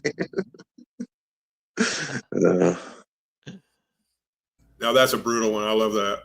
Yeah, it's a oof. Anyway, hello, Mark, as well. Thank you so much. I've just seen you type that. Oh, look, it's Mark saying all that good stuff. Oh, okay. I hadn't read the thing. I was just reading his comments and not reading who was saying it. Hello, Kelly. Kelly's out there too, the Detroit Atheist Queen. Hello. Good to see you. Yes, I do want to go have a hominini standard deviation. Yeah, absolutely. That sounds lovely. It's like a pizza I'd love to try. In case some of y'all let me just read out. Sorry, go ahead. I was just going to say, in case y'all are late getting here and didn't know, Dave is sick. He's in the hospital. So we are supposed to be filling in for him, but he may not ever let us come back. No, I don't know. But, we are trying. Yeah. Hey, he's back. Let me just read this out, which is trusty Kevin's thing. To be fair, chimps did get into space first. Yeah, there you go. Brilliant, Kevin. Yep. What have I missed here? Okay, so Mark Reed is going after him a little bit on the more highly evolved bullshit. Yeah, we've been through that, Mark. Yeah. God, they kept calling me a liar because I said, there's no such thing as more highly evolved. It's assholes. Yeah, well, like he didn't come back. The guy didn't come back to what I was talking about him equivocating on the word ape. So I just said we're not going to deal with him anymore. We're going to go through the video So help yourself, Mark, in the side chat. Okay, I think where the hell am I? I can't remember what I did. You were about 14 something or another. 14. For something, sure, yeah. part of the problem is we're dealing with people who are incapable of comprehending complicated ideas. They need ideas to be really, really simple. So lots of humans, more evolved. Humans flying rockets, more evolved. They can't really get something more complicated than that into their brains. Yeah. Yeah, taxonomy. Let's see, what do we have? Reformed theologian. Categorize animals based on selective criteria. Yeah, I agree. Bats were put in the same category now because they are birds. What? Bats weren't put in the category of birds by taxonomy. Bats are mammals. By the Bible they were, right? By the Bible they right, were, yeah. He's making excuses for, that whole thing about the Bible being full of scientific inaccuracies and absurdities, and revealing that, it clearly had zero divine influence. It's not divine at all. It's just a human authored mythology or historical fiction book. Yeah. Okay. Anyway, I'm going to play from where I'm at. I'm not sure what's going on, but let's try it out. I had to take a phone call. Sorry, guys. Okay. Tell us what it is that is irrefutable. And yes, the other option is intelligent design. And in my case and Stephen's case, it is. I don't know about you. You do look like the missing link. So far. So if you do hold to this mental disorder that is evolution, oh my God, come step into our office and the doctor will see you now. Iron sharpens iron, so one person Isn't that a sharpens beautiful another. office, Achilles? Our degrees are on the wall. Oh, fuck this. I'm going to go to the next. Like it as well. That genuinely that looks like a real place. Yeah, it looks like a real place, right? Let me just I'm going to go to the... Says Steven, you're so full of shit. Your eyes are brown right now. Okay? Yeah. What I'm seeing here is two people who know what smart people sound like, but don't understand the actual content of an intelligent conversation. So all they can do is imitate the trappings of intelligence. Yeah. And that's what we're left with. So, Robert, is Stephen the one that you debated and that you actually get along with and are friends with? I actually get along with all of them. But yes, Stephen and I have had 4 debates and very good debates, actually. Maybe you want to explain to Stephen that calling me a liar 20 times is enough to piss me off. And that's kind of a normal. I haven't spoken with him yet. I did send him a message a while ago and tell him that we were reviewing his stream. Okay. And that you said that he was welcome to join if he wanted to. Yeah. I was impressed with those guys because they managed to teach me something about myself that if you call me a liar 20 times, I get pissed. I get pissed off. I found especially when it's straight up gaslighting, when they're the ones that are fucking lying and you're telling the truth and they're calling you a fucking liar. Yeah. Well, they were trying to tell me how I should think about evolution. Being somebody who studies evolution every fucking day of my life, they're trying to tell me what I should think from their weak position of watching Kent Hovind videos. That's where they got all their information from. Mm-hmm. And they want to tell me about the science, and I got a little offended. So anyway, explain to this person that I'm sorry that I quit, but I got angry, and it surprised me. It takes a lot to get me angry. Yeah, it's like when you can't afford the shirts, is that right?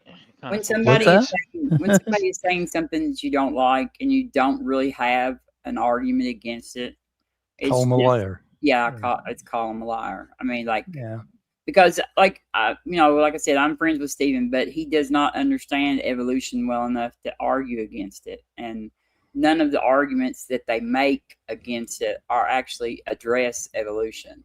Well, you can also think about it that like this, guys. Say you're somebody with a very bad brain who's not very good at thinking and not very good at figuring out a complicated thing, and somebody just told you the simple thing that you were taught and trained to defend is wrong and a complicated thing is true. You can't even figure that complicated thing out. What the fuck are you going to do? Lie. Just call the person who said the complicated thing a liar. Your simple thing is true. Problem solved. Yeah. Ryan, we are not going to. Ryan said, let's have an arousing a cappella version of the Magic Zoo boat. I wish we were that coordinated and musical. Only if Simos can play it on the guitar. That would be handy. Or Simos. I don't even remember the lyrics. There's very little chance of me even trying to work it out. This Big Nick guy isn't very bright, is he? And Mark Reed is talking to him. He's really fucking dumb. You're not very bright. You should just aspire to the level that you actually are and stop trying to go beyond it. I think let's do the Reformed guy. Let's talk about him though, because let's forget the other guy. Oh, the Reformed guy. You guys are way behind. Way behind. Well, okay. What is the argument? Let me tell you just how much of an inversion of reality that is. Real quick, Simos, and then you can go. Let me tell you just how much of an inversion of reality that is. Nobody in the scientific community is debating evolution anymore, dumb fuck. No. Nobody in the scientific community thinks anything but evolution is the process that's responsible for all the biodiversity on the planet. So no, we are not but far behind the actual argument. You are. If you were further ahead in the argument, what we would be doing is we'd be trying to figure out how to get you out of this weird cult of science-phobic freaks that you're in. So that is what is actually going on. Go ahead, Simons. Can't remember now. This loss are dumb. Okay, so that's fine. I think we've done that. We're not addressing him. I'm happy to address the other guy. And whatever, that's going to be right. But Ravens, we'll see if the other guy tells us how far behind we are. Are Ravens? No, that's not right. Reformed. It's if I had a category of the color black, and I can put Ravens and black. It just gets me fired up when people try to invert reality and gaslight me, Kurt. In the same category, it's not suggesting. Yeah, well, of course, it's not suggesting that they're elements of the same set for a different reason. Oh my god. Right. Anyway, sorry. Okay. I'm going to play a little bit now. I think I'm at 15, 18. I don't know. We'll see what happens. There are forms of evolution. First off, variation, which people call microevolution, which is the only evidence they can ever bring. Everything else is falsified. Well, yes, but if you accept microevolution, you by default accept macroevolution. Yeah, and I don't really care for macro evolution. It just doesn't make sense to me. They don't mean the same thing. They're literally synonyms. This is so bottom of the barrel. Well, there is no there is no macro. Okay, one kind never gives birth to another kind in evolution. It's always very, very tiny little changes from one generation to the next. The only way that there is macroevolution is if you zoom out and you infer and you look over the entire tree and you try to make a hypothesis about what the common ancestor was. Then you'll come up with, there's some macro going on, but it's all microevolution. If you accept microevolution, you have accepted everything about evolution that you need to be concerned about. Indeed. There was the liver just. Yeah. It operates within a population over a period of time, generation by generation. Right. So, and the liver didn't just pop up one day. The liver just didn't suddenly, because of some information in the genome, suddenly evolve a liver. No, that isn't how the liver happened. This is just part of the creationist evolution denier art of keeping yourself as fucking confused as possible. Yes, exactly. It's all it is. You do not need two different words, let alone three different words. It's all just evolution. Evolution is change in allele concentrations over time. The words micro and macro being slapped in front of that just refers to how much time we're talking about, whether we're talking about a single generation or a handful of single generations, or we're talking about tens, if not hundreds of thousands of generations. So, yeah. Yeah, well, Yeah, the creationists use those terms to actually to like delineate between speciation is what they're talking about. They use it to imply that there's two different kinds of evolution, Robin. They act like there's microevolution, which we all accept, but macroevolution is a made-up thing where a frog gives birth to a lizard. That's what I'm saying. That's what they think that's what they use those terms. Like exactly, yeah. Deny speciation. Like they deny that species evolved, from it, like out of, so you can change. There's variations within a species, but they deny the fact that species will eventually maybe evolve into another species. Yeah, right. They can accept that a founding population of finches is the ancestor of all the finch species on the Galapagos Island, but they can't accept that a founding population of mammals is the ancestor of all mammal species. It's really bizarre. Yeah, because it used to be they wouldn't even accept that. Right, yeah. In other words, creationism has evolved. Right. But only because it became obvious that things actually do evolve by the process of evolution. Right? Yeah, they had to be dragged kicking and screaming a micrometer in the direction of reality. Yeah, I mean, you can't deny the dog's evolution, right? Well, the cows or any of the domesticated animals. They can't explain that except through evolution. So the Big Nick, why don't you come up with why don't you have an actual discussion instead of like picking on the nuance of what everybody says? Because you're not really offering us anything at all. And yeah. And really, it's making you seem obtuse, Nick. You're not seeming smart. You're seeming obtuse. Okay, I've kind of addressed that, guys. Yeah, thank you. We're just going to ignore him and move on with the video. Well, I wouldn't exactly call it a him. It's an it. But yeah. It's attention. He wants attention. He's getting attention. Yeah, I think he's an ape. Leave him in the side chat just to say his shit, and then everybody can have some fun in the side chat as well. Yeah. Mark can just say we don't need to be talking about it. I'm pretty sure he is an ape, though. I don't know. Yeah, it's some kind of ape species. Some kind of ape. Yeah. Okay. Yeah, from the stars, probably. Okay, I'm going to play some more video. Ooh, video. But another fact of evolution is how far we've come from that thumbnail you just showed, The Office, with the one I made with Canva when we were beginning to attack evolution, and I had that bed and somebody sitting on the bed. Oh, you made lots of friends by lying about science, so it's okay, right? Okay. What is he talking about? Some bed? He's talking about how talking a bunch of bullshit about evolution made me a bunch of friends. Now we're all family together. Oh yeah, okay, yeah, there we go. And yes, that was a good one. Yeah, that was a good one. A really crappy one. It was way before ChatGPT and all the other tools we get today. And that's just 3 years ago, right? Oh, one of them said on a stream yesterday that they trained their ChatGPT to be a good creationist.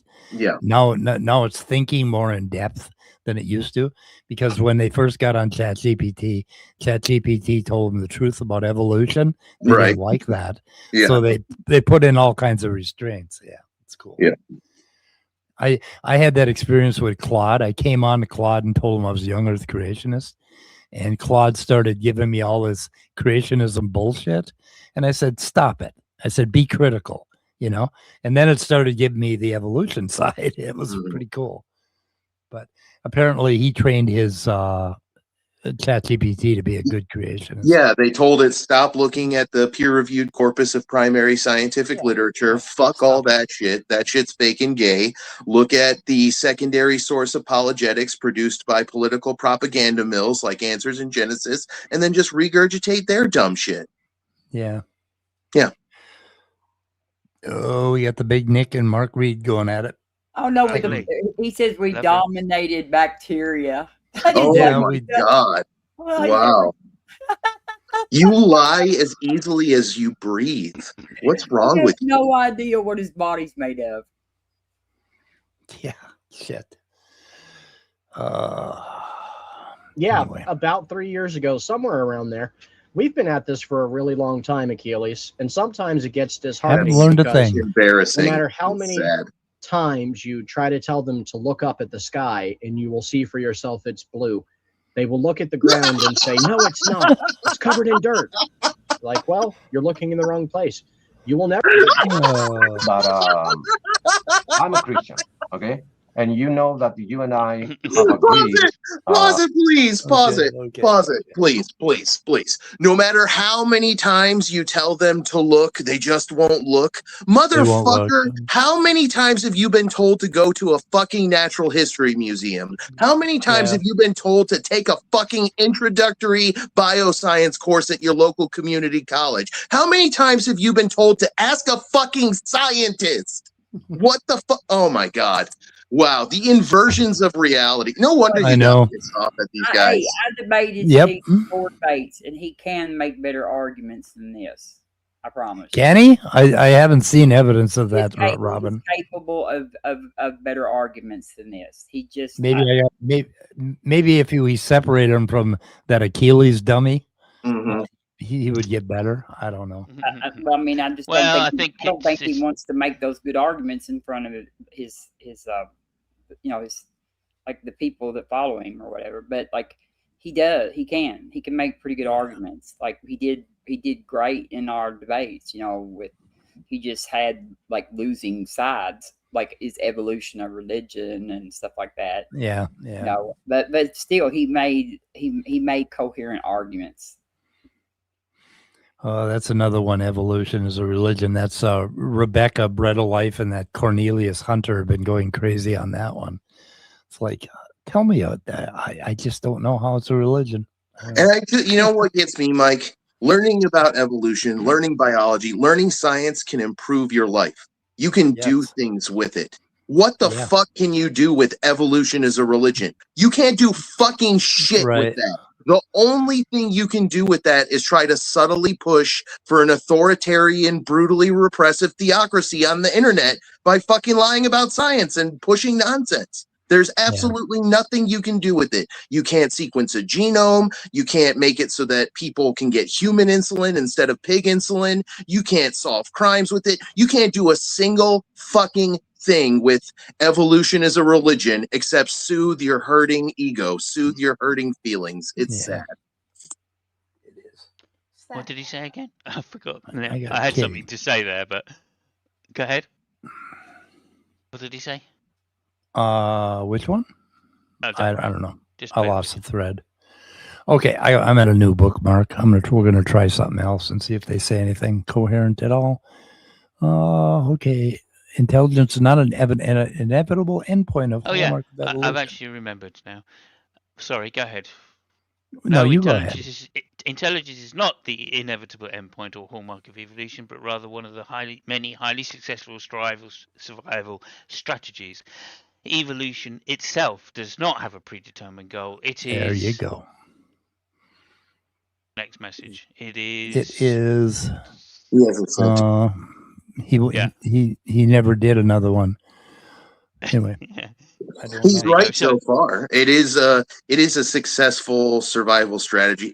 I think it might not be one of the most highly successful because it takes some time to pay off. And like I said, even in an intelligent species, not every individual in that species is going to be very intelligent. In us, it paid off because we had a few specifically highly intelligent printing press making evolutionary freaks, and they helped drag our species along. And the average member wasn't anywhere near as intelligent as the extreme variable. But that's more evidence of evolution. It's variation. It's having variability in the species. So you have lots of dumb members of the species, but you have members on the right side of the curve who are abnormally intelligent. And some of those invent things like writing that helps us preserve the progress the previous generations have made, etc. Yeah. Like it doesn't seem that hard to understand. Yeah. So the point here is that given that we have large brains and consciousness through evolution, we've been able, through the use of technologies, to alter our cultures in a way that utilizes our intelligence, or at least the most extreme forms of our intelligence.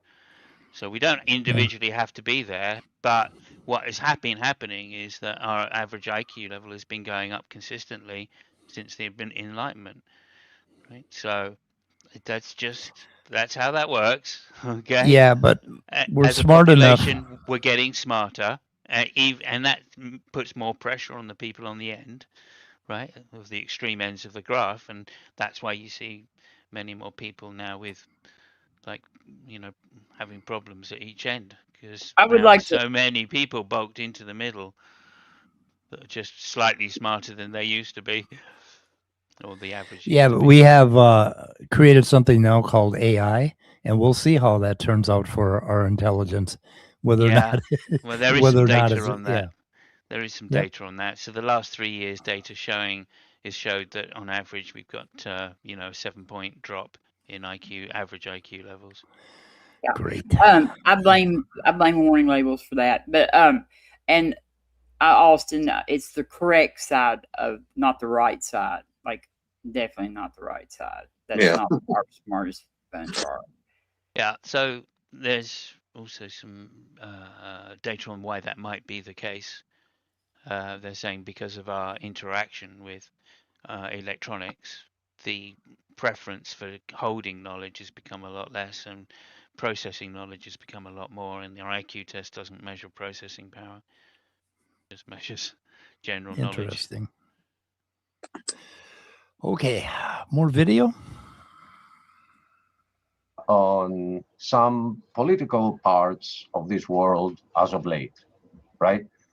And my main issue with those politicians that claim to be Christians, right, like me and BBM and others, we will continue disagreeing, right? But there is a party that claims to be Christian.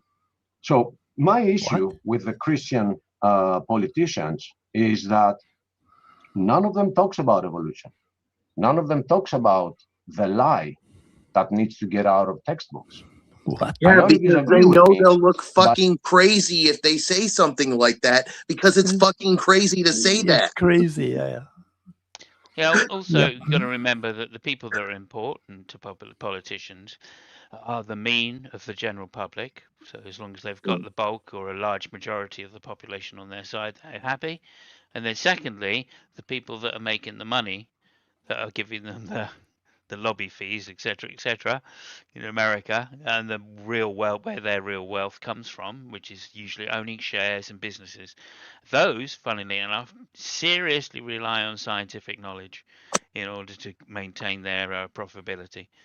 Right, oil companies, right? That's a huge one in the States. Okay, as we know, they use evolutionary theory to predict where the particular layers of rocks are likely to have oil, and that saves them billions of dollars. So, I'm surprised, right? That's why they don't come out and say it, because they would just be laughed at by the people that are giving them A, their money, and B, most of the population. Yeah, and he said something about the Republicans are the Christian party now, and the Democrats aren't. They're so confused about politics. They're so confused. Yeah, they are really confused about politics. And what I can't make them understand is like that most Christians in the world accept evolution. Like it is not a Christian position to fight against evolution. It is simply a young Earth creationism stance. That's it. And most Christians are not young Earth creationists. I think it's an anti-science stance. It's a science-phobic stance. It's like, I'm scared of science. I'm scared of evolution. I don't want these things to be true. Yeah, but it goes back to creation. Evolution does a whole lot. If you go back to what it says about like the Adam and Eve story. If you're a young Earth creationist, your religion relies on Adam and Eve and the Noah's Ark and all that kind of stuff. Right. And if evolution is true, then none of these things are true. Right. Which and so to accept them just like turns your whole worldview upside down. So in a recent, for that. In a recent poll, 80% of Americans accept that humans evolved over time. Let's see, 47% think that we evolved, but we evolved with God's guidance, and 33% think we evolved without God. So 17%, I think it's like, what does that leave? About 30% for don't accept that humans evolved. So yeah, about 30% are young Earth creationists. 24%. Or hang on a second here. 37. God created humans in the present form. 37%, I guess. So the majority still has it for evolution, and that's why we haven't knocked it out of the schools yet. But there's hope for you guys. You might do it just yet. You know, if you keep. Yeah, there's a lot of fuckwits out there, and never underestimate the power of stupid people in large groups. Yeah, and we shouldn't base what's taught in science on what the population thinks is correct. Of course. Science isn't a democracy. Science isn't a popularity contest. Science isn't decided by a majority. Science is decided by the data. It's decided by the criteria I've given, like I gave once, I'll give it twice now. It's decided by if your model can non-arbitrarily explain a large body of data and make successful predictions about future data. That's fucking it. Yeah. Okay. Where are we? Oh, I think that goes for me too. I'm a huge Star Trek fan. Go ahead, Mike. Okay, I think, should we go on with this part, or should I go to the next bookmark? Entirely up to you, sir. I don't even know where we are anymore. I don't know where the fuck we are. There's been so many rants. These guys are chew toy level, so whatever you want to do. Yeah. Yeah, it doesn't make a hell of a lot of difference. We'll jump to the next one, 2114. Yeah, let's guard the gauge. Guard the gauge. Guard the gauge. USA. USA. And the enemy is already within. He's complaining about the peer review process. He's inventing a conspiracy theory to explain the fact that creationism and evolution denial can't produce anything of scientific value, and why it therefore doesn't get any publications in the peer-reviewed corpus of primary scientific literature. Right. Okay. Yeah. So that was that one. Okay. So we'll jockey on to the next one, which is at 2122. Okay, 2232. Oh, and then we come up with Big Bad Mama is my next bookmark. After the 60s in the US. Now it has infiltrated my school, my textbooks too. Infiltrated. It wasn't in my biology textbook. Still, biology was my number one class. You had a bad textbook. Could we stop it there then? Could we just stop it there? You know what? Let me comment first of all. Carbon chemistry has infiltrated my chemistry textbook. Oh my god. It infiltrated so bad. It's everywhere. Carbon. It's like, what is a conspiracy? Mm. Go ahead, Simon. All those fucking carbonists out there. Carbonists, yeah. Simos? Hang on. Oh, Simos forgot what he was going to say. Yeah, I'm just. Hey, Scott. Share that one little thing that. Okay, come on. Oh, sorry. Yeah, share that one little thing that spoiled the that space series for you. Remember they found methane or something on Europa. Remember that? You were telling me about it. What the hell was that? I can't remember. It was that space show. Like, what if the Russians? Oh fuck! Oh yeah, they said. Oh, what the hell? Okay, it was For All Mankind. Okay. I was watching the whole series, 5 seasons, and in the last episode of the 5th season, they said that they found life on some planet around or satellite around Saturn, and they said, instead of being carbon-based, it was methane-based. And I had to shut the TV off and go and walk around the yard for 15 minutes because methane is fucking carbon, you assholes. It's like, what do you mean methane instead of carbon-based? And it wasn't like what you talking about, one of their moons, and it wasn't life. It was just like... No, they found life, I guess. They found this bacteria. was on a TV show. This was on a series. But actually, that they did find like some signatures of something on that particular moon. That's what we're talking about a fictional show, basically, for all mankind. I mean, the series did really good science up until that point, and I'm like, they must have fired their science writer, or maybe Robert Kennedy got rid of him or something. I don't know what happened to him, but my God, methane is just carbon with 4 hydrogens attached to it. Yeah, right. Yeah. And it's like not carbon based. That is carbon. Right. Yeah. Fucking go, God! I swallow my tongue when they do that shit on TV shows. It's just like I was watching, I think, The Flash, and somewhere in the first season they started talking about quantum mechanics, and I shut it off and I never watched the rest of the series. I could not watch it. And my son said, "Okay, you accept this guy that can travel around at the speed of sound, but you can't accept this about and it's like, yeah, it's different." Well, it's called science fiction for a reason. They have to make something up to explain why things that can't happen in our universe can happen. But they can't sound like bozos when they do it. They have to make it somewhat believable. Mike, it's Speed Force. They don't have to make any sense, okay? Well, there's this thing in literature and in, I guess, watching TV shows called the willing suspension of disbelief. Right. Yeah, I don't have that. I don't have that. And blow it for you to where you no longer have a willing suspension of disbelief. I know.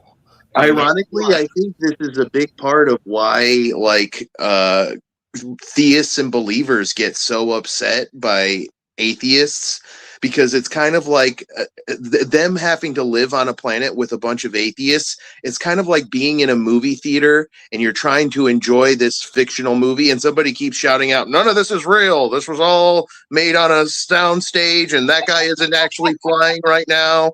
And you're like sitting here like, "Shut up, idiot. I'm trying to suspend my disbelief and ignore this movie and enjoy this movie." And they just keep insisting on reality. And it's irritating for them. We are reality spoilers. Yeah. No, if the line had just been it was methane based instead of water based, I would have been okay with them, right? Mm. But no, they didn't say that. They said this other stupid thing. Anyway.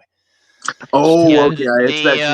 I see what you're talking about, Mike. Okay, so they not only got the substance wrong, they got the liquid medium wrong in the same sentence. Right. Yeah. Okay, yeah, that's bad. All right, Samos, remember Samos? What do you remember? Samos? Yeah, so the trip to was Titan, right? One of Saturn's moons. That was where they found a lot of methane, frozen methane, solid methane, and methane rivers. And all this kind of stuff. It was a really good series. It was like an alternate history. If the Russians had made it to the moon first, then it would have inspired our space program. And and I'm on the 5th season. I'll probably watch the 6th season. Thing. Right, gotcha. Sorry, we're going fiction again. Okay. Yeah. Yep. Okay, let's see. Is he still going on about goals, that Nick guy? I don't know. We're not listening to him. We're not listening to him, Mike. Okay. Sorry, Samos. Okay, we're gonna get back. We're gonna get back to the video. I think he's gonna say something. He's a very confused man. Our numbers, our scoring numbers are 0 to 20, and I always had 20 on biology. It's like I didn't need to study. Oh my God, nobody cares. It was natural.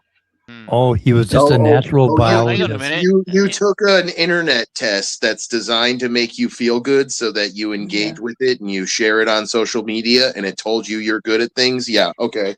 Yeah, he was just a natural. Stop the fucking presses. Alert the Nobel Committee. Actually, Achilles claims that he was taught evolution in Greece. Yeah. Really? Okay. Yes, he wasn't. He's not always been a Christian. Oh, okay. Yep. I can't say anything about what Greek public schools are like, but if they're any good, they probably teach evolution. Yeah. Yeah. Yeah, of course they do. Yeah. So what did he say? Something. He did say something. We were both going to comment on it, Mike. I can't remember. He said about how he took his test online and he scored a 20. Great biologist. Yeah. Yeah, it wasn't that. He said something even more ridiculous. Anyway, never mind. I can't Yeah, remember. it's hard to keep scores. Yeah, it's too many young things getting in there. Okay, we let's old see where he guys goes don't with stand this. a chance. He's going to tell us how brilliant he is The now. whole book in all years, and evolution was not there. Mm. But Oh. in recent books that was I it. got So I for looked that up, children, right? If you want to stop there for me. Okay, so I Okay. looked that up, right? So in America, evolution was taken in the late 1800s at higher education, at degree level, and then in the early 1900s at lower level, college level, and then later again in, I think it was the 30s or 40s. All levels. So I was not taught evolution. I graduated in 1986. I was not taught evolution the entire. Yeah, I wasn't in the 50s. The Scopes monkey trial happened in the 20s, which was when there was a big kerfuffle about it, about whether evolution would be allowed or whether it would be outlawed, which is absurd. It's kind of like saying we should outlaw chemistry. Of course, that the case was famously settled in favor of evolution, and I think it was Clarence Darrow who was on the side of evolution during the case, who made passionate speeches about if you can outlaw teaching evolution, then you can outlaw talking about it. You can outlaw, and basically outlined how it leads it to a descent into fascism, basically. And the court agreed with him and said that evolution, it was legal to teach it. But it has been the law to teach evolution for a long time now, and still lots of schools in the U.S. are non-compliant with that law. Biology teachers, like Robin said, they sometimes don't teach evolution at all. Sometimes they teach only the absolute basics of evolution. They teach only what they have to say, there, I taught it, and they qualified the curriculum. And more rarely, there are teachers that actually teach it, go into depth about it, and really make sure their students understand it. And those teachers are worth their own weight in gold, because they know that they're going to get parents that are going to come in and make a fuss about it. And they said, fuck those parents anyways. I'm going to teach their kids about reality. I'm going to teach them science. I'm going to make sure they know what they need to know if they ever want to have a career in the biosciences. So those teachers are fucking heroes, and they deserve nothing but respect. I don't think it's been a law to teach it until like that last, where we had the the trial that under the Bush appointed judge. Kitzmiller versus Dover. But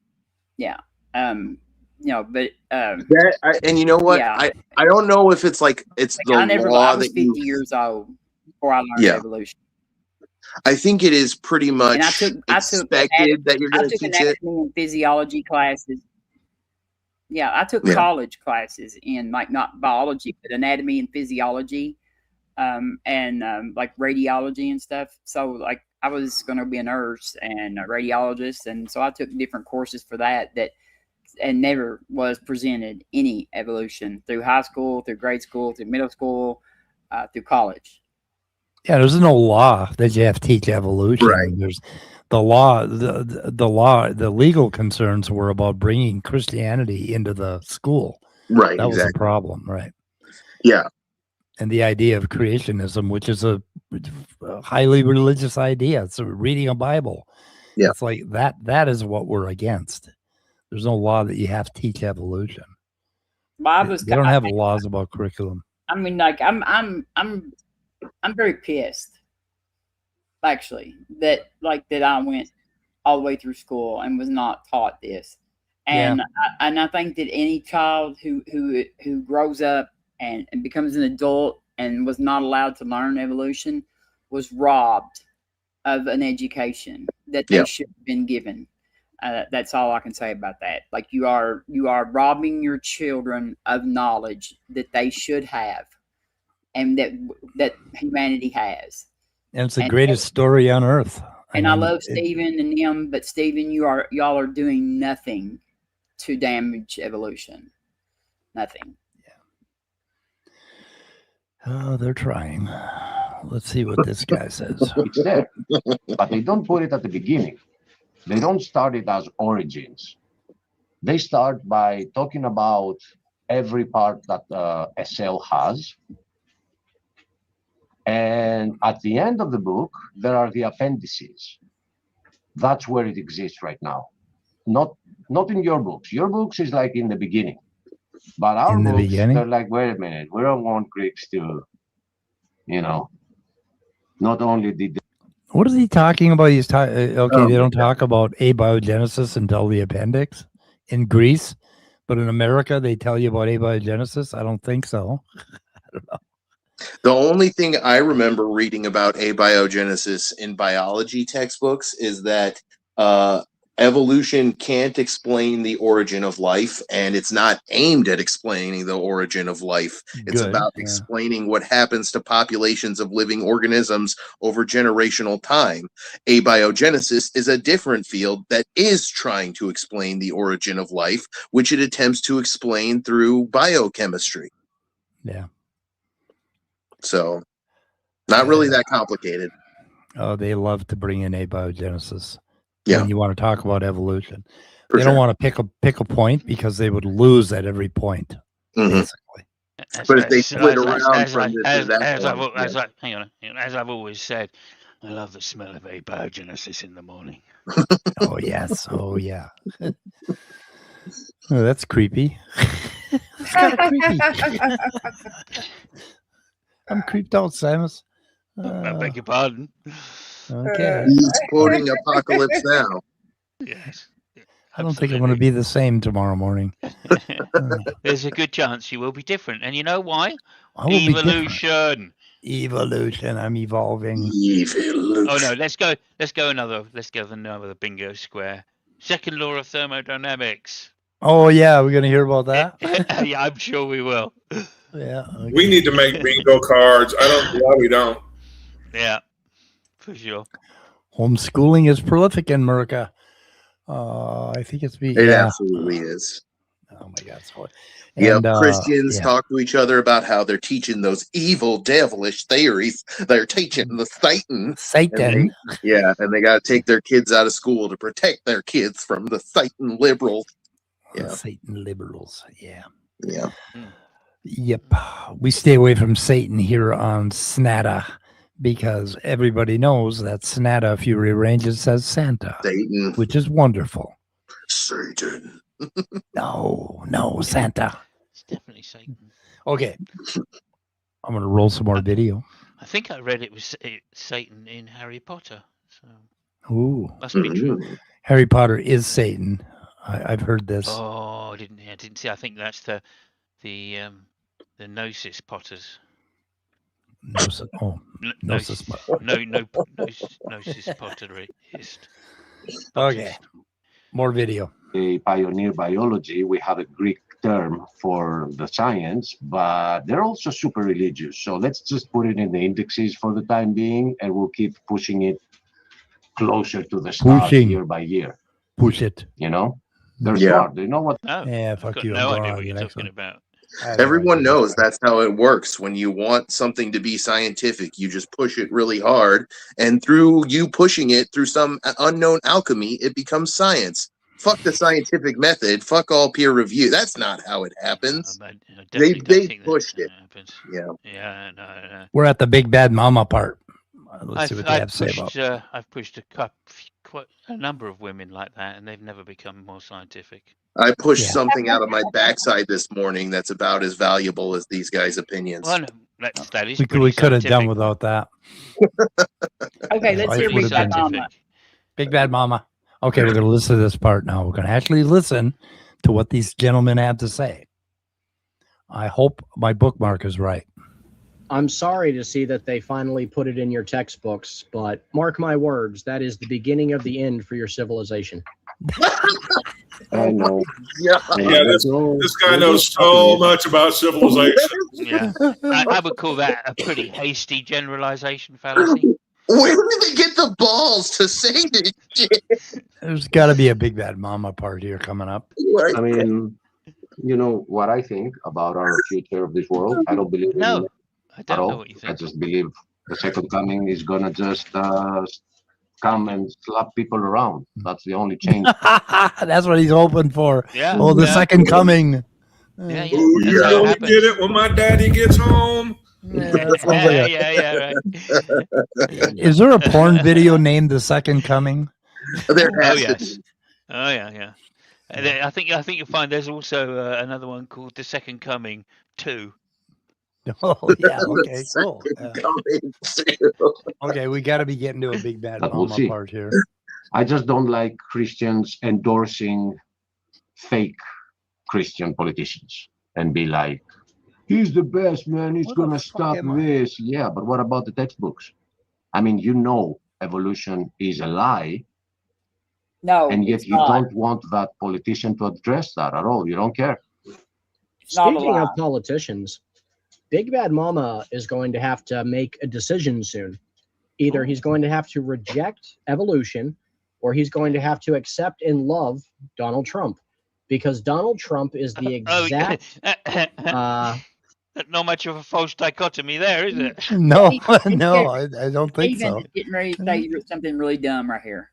Yeah, well, he's just What? said it already. He's literally said it's either Okay. A, yeah, or Yeah, but it's B. It's going to explain it, though. He's got to explain it. Is he going to explain it to us? Okay. Yeah. Thing that comes out of believing in evolution.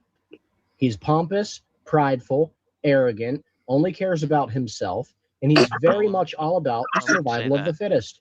And he is definitely about that. and he was very, very, very well supported by creationists. Yeah.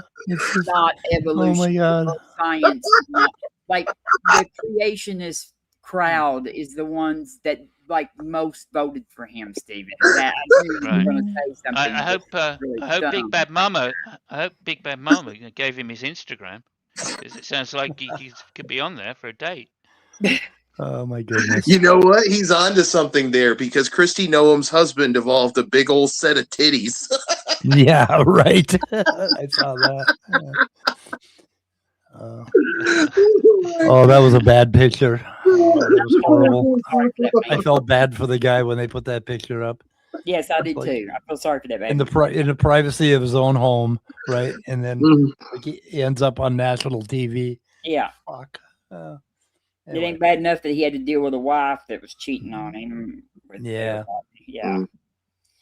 But Okay, I've just found out the reason why they haven't cooked up yet. I just got a message from Big Bad Mama saying I don't have a Grindr account, otherwise I would have. Oh shit. Okay, boys and girls. Let's see what else we got here. We're ready to wrap her up here. I've had a hell of a night. Our current president is literally the product of evolution being taught in public schools. And you can't stand him. And yet all of society is going to be just like him. Oh, that was the problem. That was it. It's those fucking evolutionists that got him elected. they will do anything to avoid the fact that he was most supported by the creationist evangelicals, man. They will do anything to avoid that fact.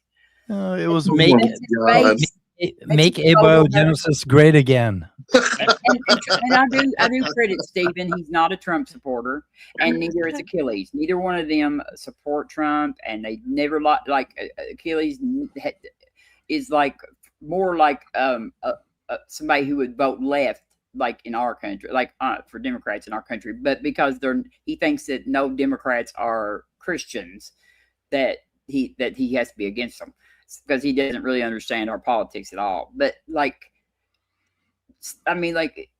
so neither one of them have ever been Trump supporters. So I will credit them with that right there. I do. I think they're better people than Trump. Yeah, at least they're a little bit consistent, They are better people than they are better people than the Trump base of people. But that is still like creating younger. So you're saying that they're better than snails and slugs? Yeah, again, I wouldn't exactly call them. My parents are young Earth creationist Trump supporters. Yeah. My parents. Don't they know that Trump is highly evolved? We don't talk. We can't talk about it. I mean, you cannot talk with these people about. You cannot talk to Trump supporters, even if you're kin to them. It just produces massive fighting, and I mean, so I just ignore it. We don't talk about politics around my parents. But I will say this: it changed a whole lot of of how I will look back at my parents from for the rest of my life. To know that they were dumb enough to fall for this idiot and continue to support him still to this day. And it's pretty gross. And I will say Stephen and them were not on that train. But most of the young earth creationists in this country were. It's the exact same stuff, Robin. It's all about shutting down the neocortex and activating the amygdala, the fear center of the brain. So you stop thinking with higher logic and higher reasoning. You think fight or flight level thinking. Yeah. I don't know what kind of thinking is involved in it. It's very it's defending your identity. It's fight or flight. It's literally this will cause me pain if this is true, so I'm going to fight against it being true. Yes. And and like there's so many things. Like even there's atheists. We know atheist Trump supporters. And and so what Big Bad Mama. Big Bad Mama. You know it. Yeah. You know it. Yeah, they said some stupid shit. Yeah. They said that evolution is responsible for Donald Trump getting elected, which is one of the dumbest fucking things I think I've ever heard in my life. I think Big Bad Mama was in the chat during that time, right? Big Bad Mama's almost always there. They also said that one of them really fancied you, Big Bad Mama. He thought you were a very intelligent and physically active guy. Did they say that? I don't remember that. Yeah, it was something like that. Yeah, it was more than that. I mean, they said more than that. But they were singing his praises. Yeah, they have a tendency to do that. They'll sing the praises of a scientist, and then the scientist comes on and disagrees with them, and they scream at him that he's a liar. It's really weird. Yeah, it's really weird. Well, I got the other day. Somebody was talking about Big Bad Mama, and like, or they were talking about Big Bad Mama on one of the other channels, and they were saying some pretty bad shit. And Jill was there, and I got tickled because the only thing Jill added was, "Never trust a guy, a liberal with curlers in his hair." Yeah. There you go. Yeah. Wow. That was no contribution to everything everybody was saying. So borderline phrenology. That's great. Straight up physiognomy. Well, I thought it was pretty cool of Jill not to say anything worse than that right there. Yeah. Like, it's just like never trust a liberal with curlers in their hair. Oh my. Okay. Yeah, I mean it's a very Jill thing to say, so I would find that quite funny. I was in the room. I'd be laughing. I actually sent Big Bad Mama and told him about it. I was like, "This is what." Yeah, Jill good. Yeah, here we are. One of his liberal things. Here we are with our epistemologies based on being able to describe and explain a large body of facts and make successful predictions about future data. And we don't know that you can figure out the world. Yeah, just based on the way somebody looks or, no, fucking A. I wish I'd known. Okay. Back to the video. More. In 10 or 15 years from now. So pick your poison, Big Bad Mama. Either reject the stupid false religion that is evolution, or learn to accept Donald Trump. He's your future. Yeah. What the fuck? It's either A. Okay. I've never heard this angle before. It's either A or A or not C. Yeah, there you go. Oh my god. Give me a second to put my coffee. Okay. Sip your coffee. I will address some comments. I'm going to go back from the beginning. In DC, don't worry, my man. We are going to open this up in a little bit. Okay, so where are we at here? I got a few more bookmarks, but I don't know. Fuck it, guys. We should give up for the night. What do you think? Yeah, it's fine. Yeah, can do. Yeah. Yeah, we got to give up. I mean, there's not a lot to be gained here because A, the pace is so slow, and then B, they're not even challenging each other to go, okay, is that right? Is that what they actually think? Is this so they're not trying to get it forward, but they're speaking to their crowd. They're speaking to their chat, right? They're sitting there reading it going, aren't we great because we've got people in chat. And I'm feeling the same way Big Bad Mama is in chat. I'm getting the same vibes. Yeah. So yes, it's giving you time to take down this video, by the way, there, Mike. I messaged Big Bad Mama and told him that we were doing the Proverbs guys video. So. Yep. Proverbs guys, they have been an endless source of entertainment for me over the last few weeks, and yeah. Anyway. Okay. So the world would be a brighter place if Midnight Sparkle were to post a comment right now, but that ain't going to happen, right? Yeah. So, yeah, fuck. That is something, that is a shame. And I hope everybody realizes what we've lost.